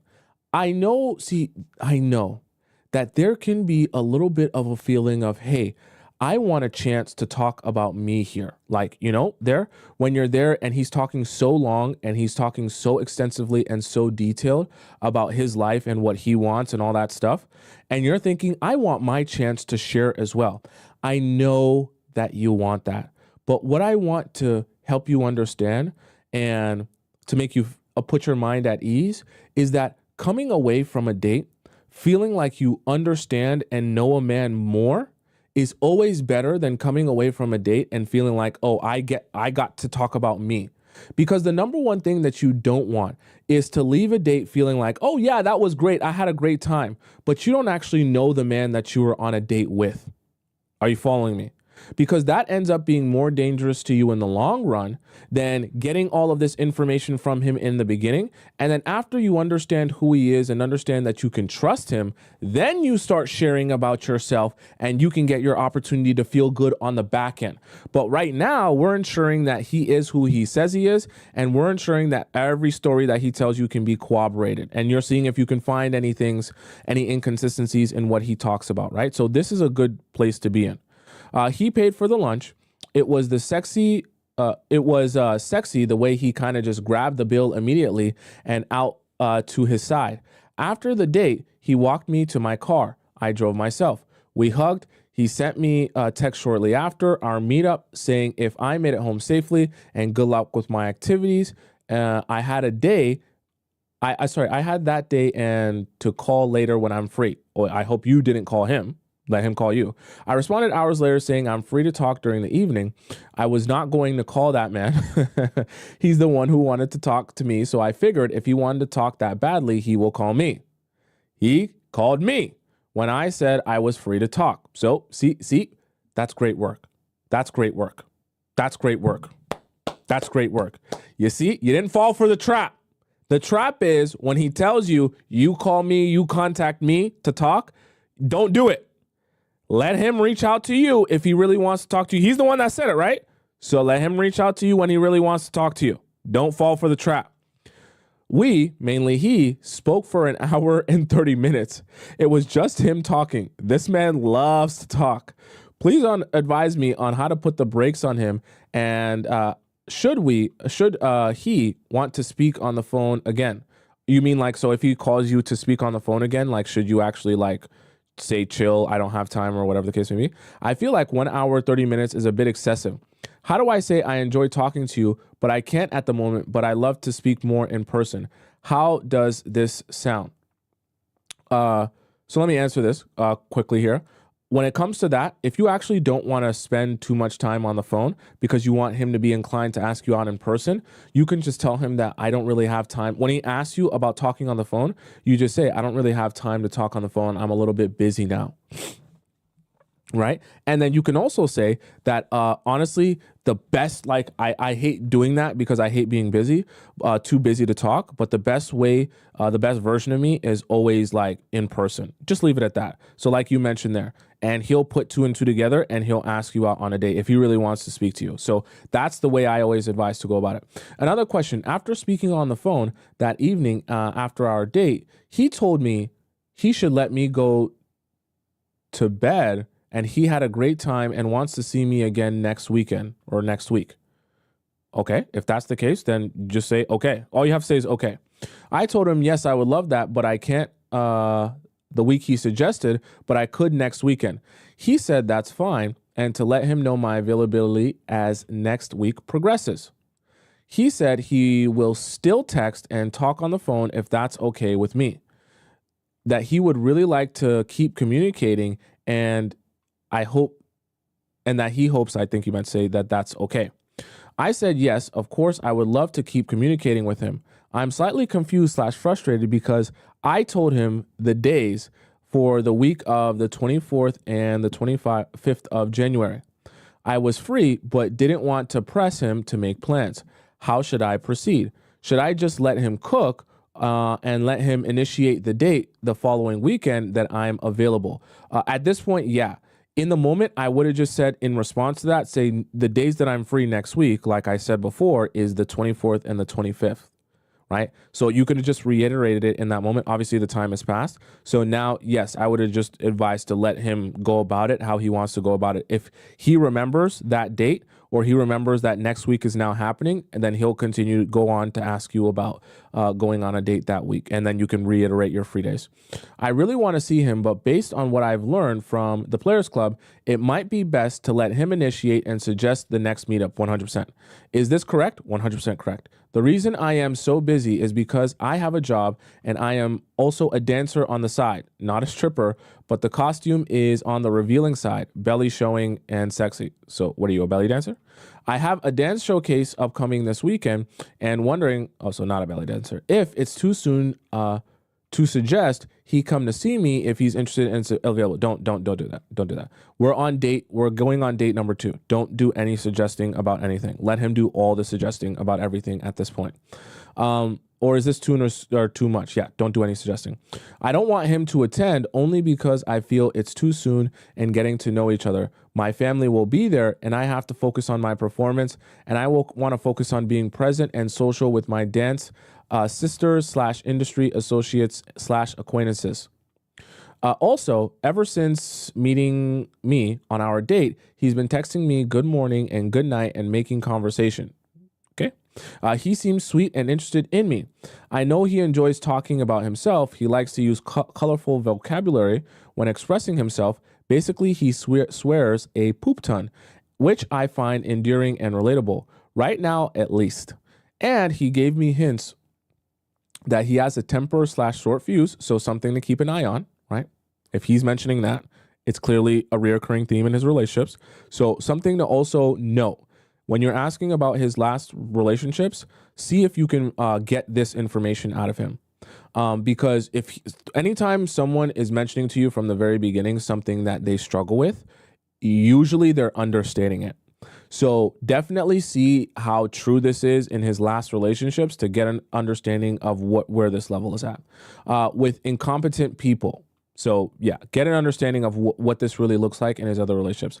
For example, he can't stand lazy, incompetent people like his coworkers. Again, too soon to tell, but I kind of relate to him because I have this quality too. I also have anger issues and a fiery personality. We are both Latinos, so it might be a cultural thing. Okay, well, there's a little bit of a difference. No diss to you, LP baby, but there's a little bit of a difference between a fiery personality and banging your head against a wall. Okay, that's a little bit on the extreme side, right? So just let's take note of that. But yes, based on what I gathered, he just seems very no nonsense and ambitious.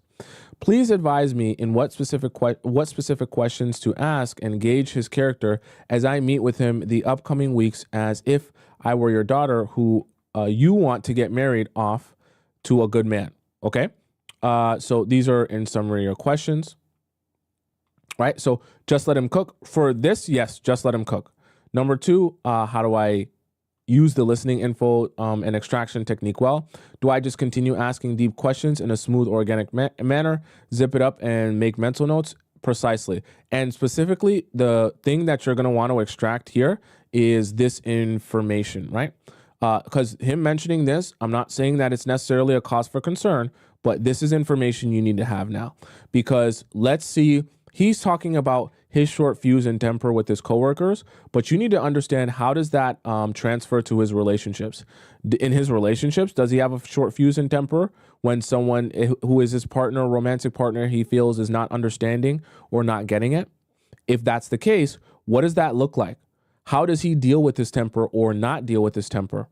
And this is the thing.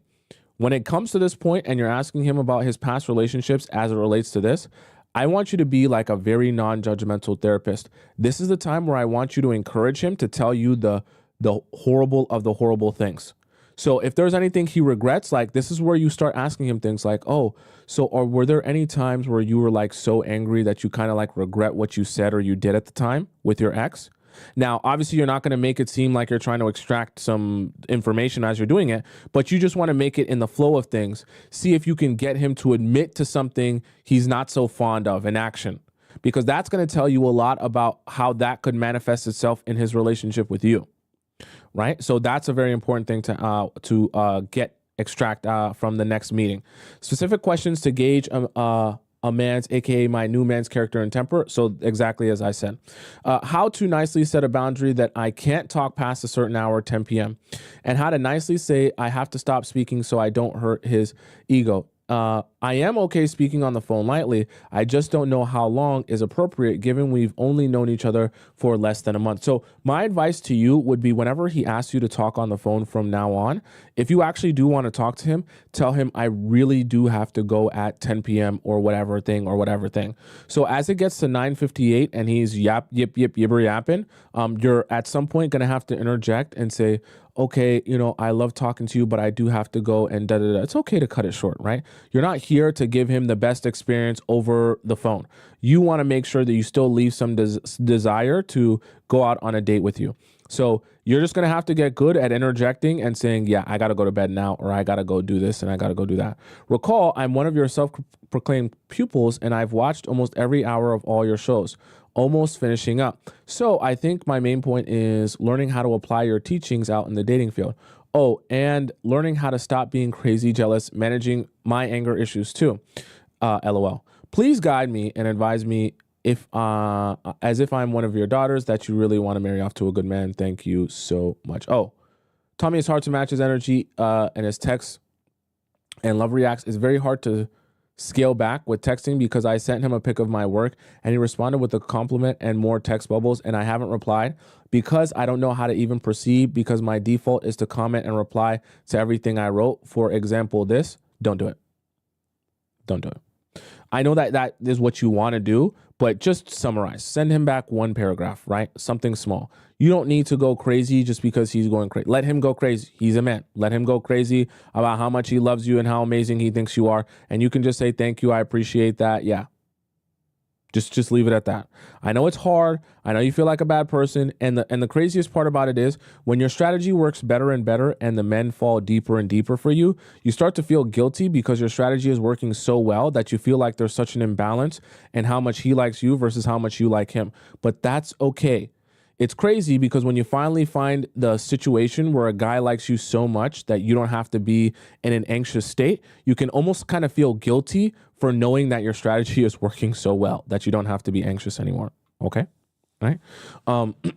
So yeah, that's my response to you. But go on that date and please extract that information. That's going to be very important to understand and know what is going on there, right? Let's go on to our next question. Oh boy, so many that we haven't done. Next question comes from Lax99. Have I sabotaged the relationship? Hi, Tomisin. I'm 25, and the guy I started dating is 26. We met on Tinder in October.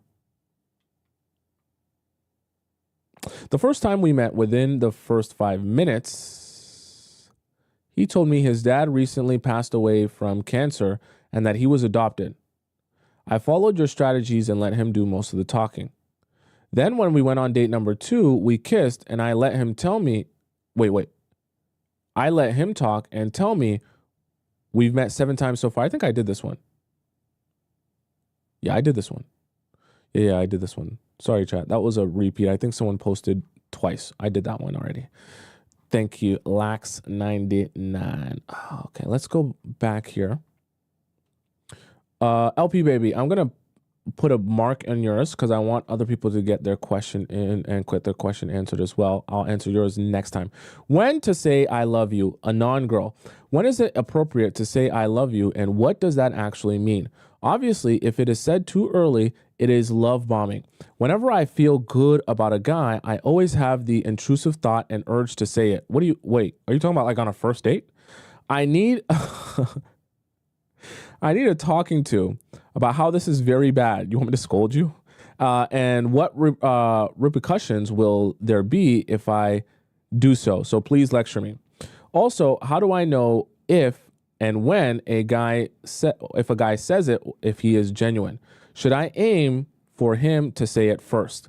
I don't necessarily think that your goal should be, hey, I need him to say it first before I say it. But I definitely do think that when it comes to saying I love you, you have to really be real with yourself. And the first question, anytime you want to say I love you to someone who you just started feeling good about, I want you to ask yourself, what do you actually love about that person? And if you can't give me real, honest, clear examples of what you actually love about that human being, I'm not talking about how they exist in your mind. I'm talking about what you've actually seen from him and experienced with him. Then you have no reason to be saying I love you to someone that you just started seeing or feeling good about. Because the problem is you're not saying I love you to the actual human being you're with when you just met them. You're saying I love you to the idea you've created of them in your mind. So I'll give you an example, right? Let's say you meet a guy at the gym and he's buff, he's strong, he's lifting 4 plates in the gym, super strong, super amazing. He asks you out on a date, you go on a date with him and the date is nice and you guys go home and he talks to you. And you're already thinking in your mind, I love this man. What do you actually love about a man that you just went on one single date with? Nothing. You don't know him. You don't know anything about him. You don't really know anything about his life. And you probably don't even at that point know his last name. What you love is the idea that, hey, he's a buff, amazing, strong man, and he looks like someone I can insert into my fantasies, that when I'm DJing myself, right, at home, I can be like, oh my God, the guy from the gym, and oh my God, if he was my personal trainer, and oh my God, if he was spotting me, right? That's what you love, not the actual person. Okay. I'm not saying that that makes you a bad person, but just understand the difference between those two things, right? When you really love someone, you also can talk about the reasons and experiences you've had with them that actually made you love that person, not just the fact that they exist or the fact that they fulfill your, fantasy music video that you have in your head. Okay. Let's go on to our next question. All right. Our next question comes from Rich Auntie. Rich Auntie Hope. All right. Rich Auntie. Now what? Hi, Tomisin. I love your content, and you've helped me so much in life while with dating. So here's my current situation. I'm dating a guy I met on vacation in July 2024. No pineapples yet. Sure, I'm even interested at this point. Oh, sorry, I meant to say no. You meant to say not sure. I'm even interested at this point. I go about dating with him with intention the right way. I ask a lot of questions and he answers. However, he said he's divorced with 2 kids, 5 and 12 years old. I asked why he got divorced. He said because he fell out of love. Okay, whatever that means. Then he said his 12-year-old daughter doesn't know he's divorced and said he's afraid to tell her. Huh? I'm asking the same question. It's been 2 years. It's been 2 years. It's been 2 years. It's been 2 years. And his daughter doesn't know her parents are divorced.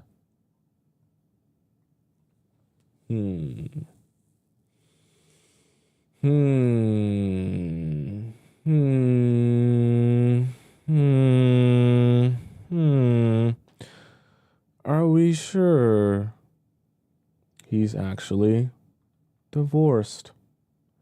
Don't you think it's quite strange that a man would not tell his 12-year-old daughter, this is not an infant, that his parents are divorced in 2 years?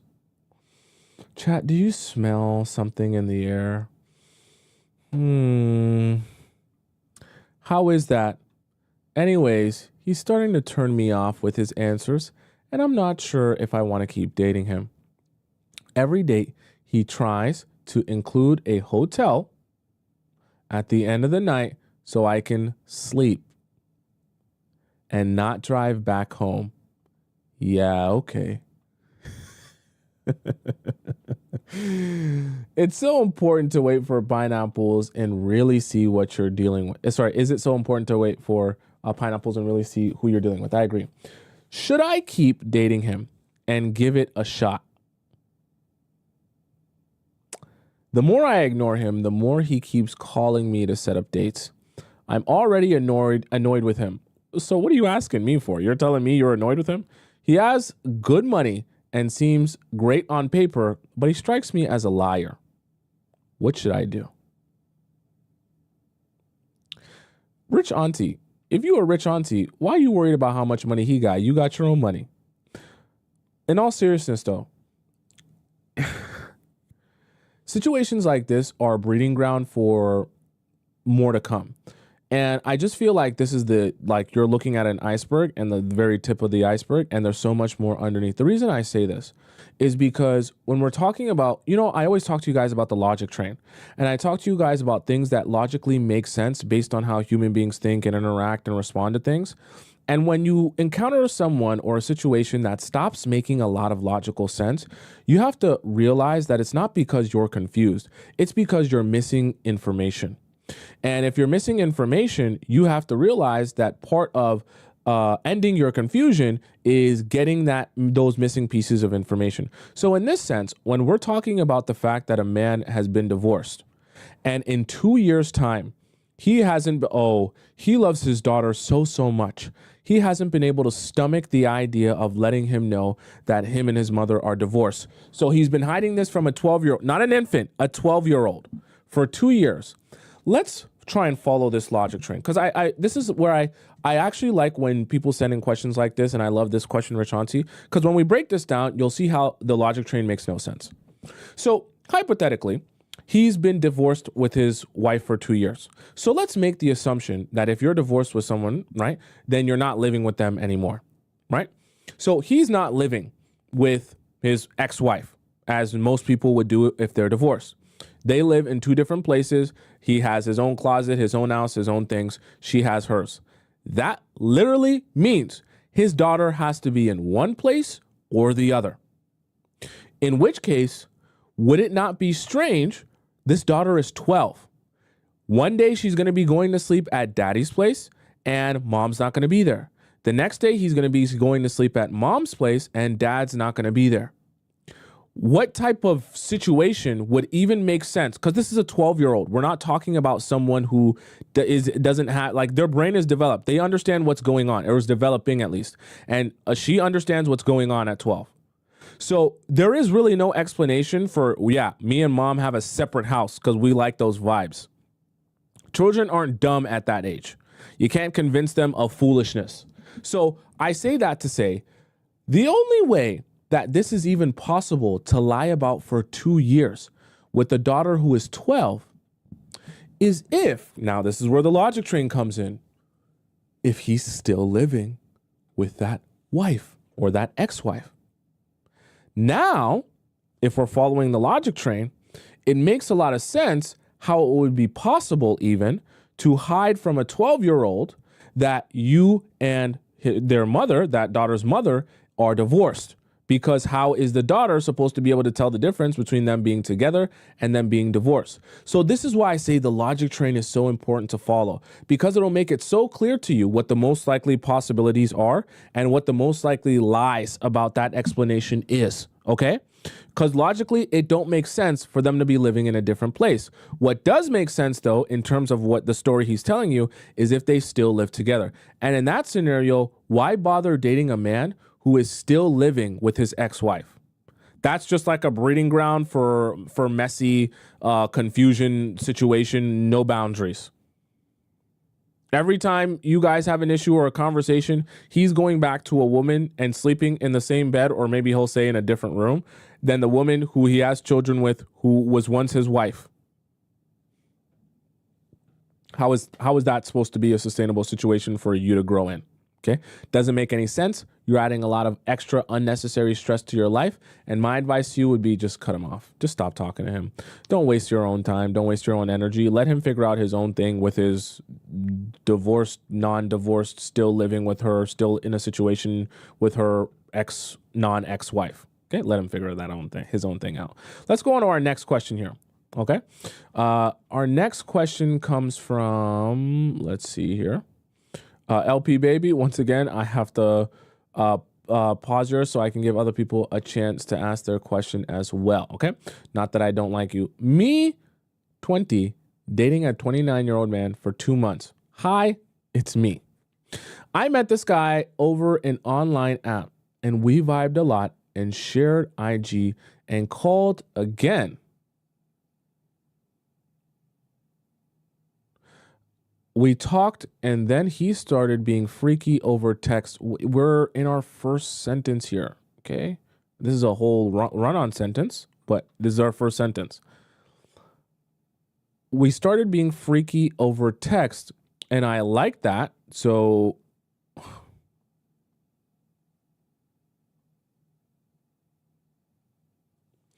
Let me just... I know where this is going. I'm going to stretch. I can tell. You know, I have those feelings. I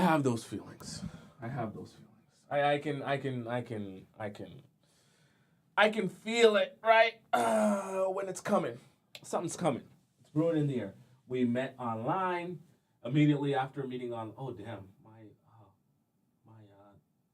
hamstrings are sore. Oh God, I gotta get a massage. After meeting him online, You're already getting freaky. Yeah? Yeah? Let's see how this goes. Let's see how it goes. You did like it. Yeah? You were a freak too. Yeah. I bet you did. But I did resist it for the movement. What? What do you mean for the movement? But eventually it continued and we did get nasty. After which he said he feels attracted to me and no attachment. I was pissed. Yet I got through. What is, I don't even understand. English, please. What is this? This is a run-on sentence. I got through it, and with watching your videos, I really gained my power back. You guys had some dirty talk for a couple of days. He probably jerked himself off, busted a nut. What? Okay. All right. I got him texting me, and he apologized. Now we are back, and I feel like this guy is desperate to just satisfy himself. To which I called him selfish, I guess. He took a step back because that's all he wanted. I am afraid, should I stay or get out of it? He is a kind guy, but very selfish. Let's say that again. He's a kind guy, but very selfish. That's an oxymoron. You're saying two different things. And wouldn't talk about his exes. He had 3. And when is the right moment to meet this guy in real life if he asked me to?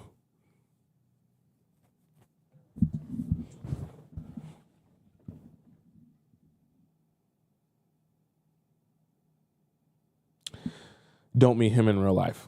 Okay, that's my advice to you. Very simple. I should just be real with you. He's not looking to do anything with you except for wank himself off to pictures of you with your pants at your ankles.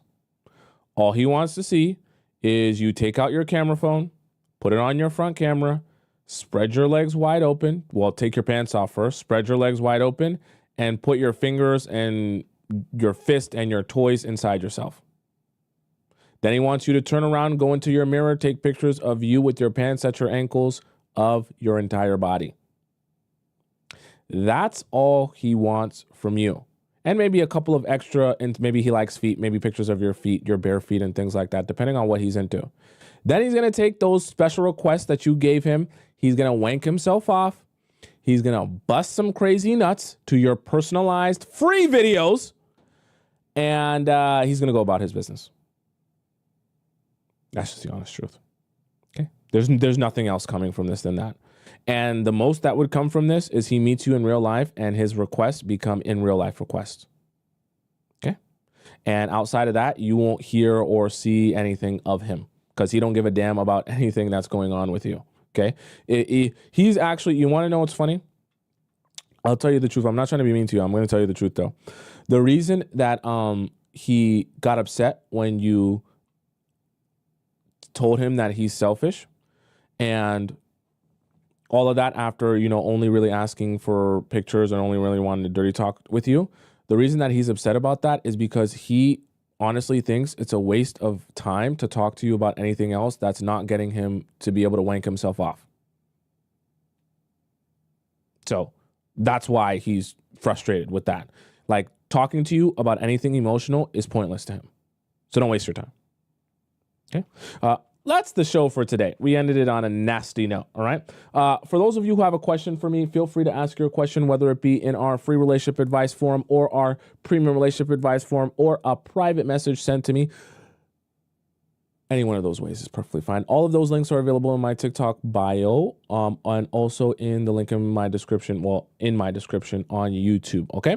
For those of you who are watching me on TikTok and you want to follow me on Instagram, you can go ahead and do that. My Instagram is just above my head on the top left corner of the screen, Tomisin_Tub. It's also in my description for those of you watching me on YouTube. Please, for those of you who live in the USA and you're watching this show on TikTok, if you are not subscribed to me on YouTube, please make sure you go and you subscribe to me on YouTube. I'm telling you this for your own good because in the USA, TikTok is getting banned on the 19th. It's not no game. It's not no fun time. I'm not trying to scare you. It's actually happening. Like it's done. Okay, it's all the hammer's been put down. It's happening. So for those of you watching me on the USA, you will not have access to TikTok after the 19th. So please make sure if you love my show, you love watching me, don't lose access to me because TikTok gets banned. Then you don't know how to find me on anything anymore.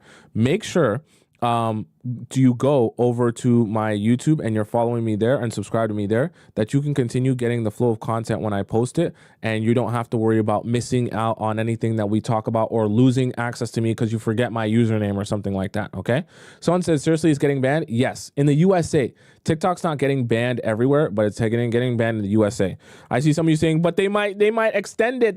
It's the 15th. Okay. It's the 15th. And I've been reading up on this.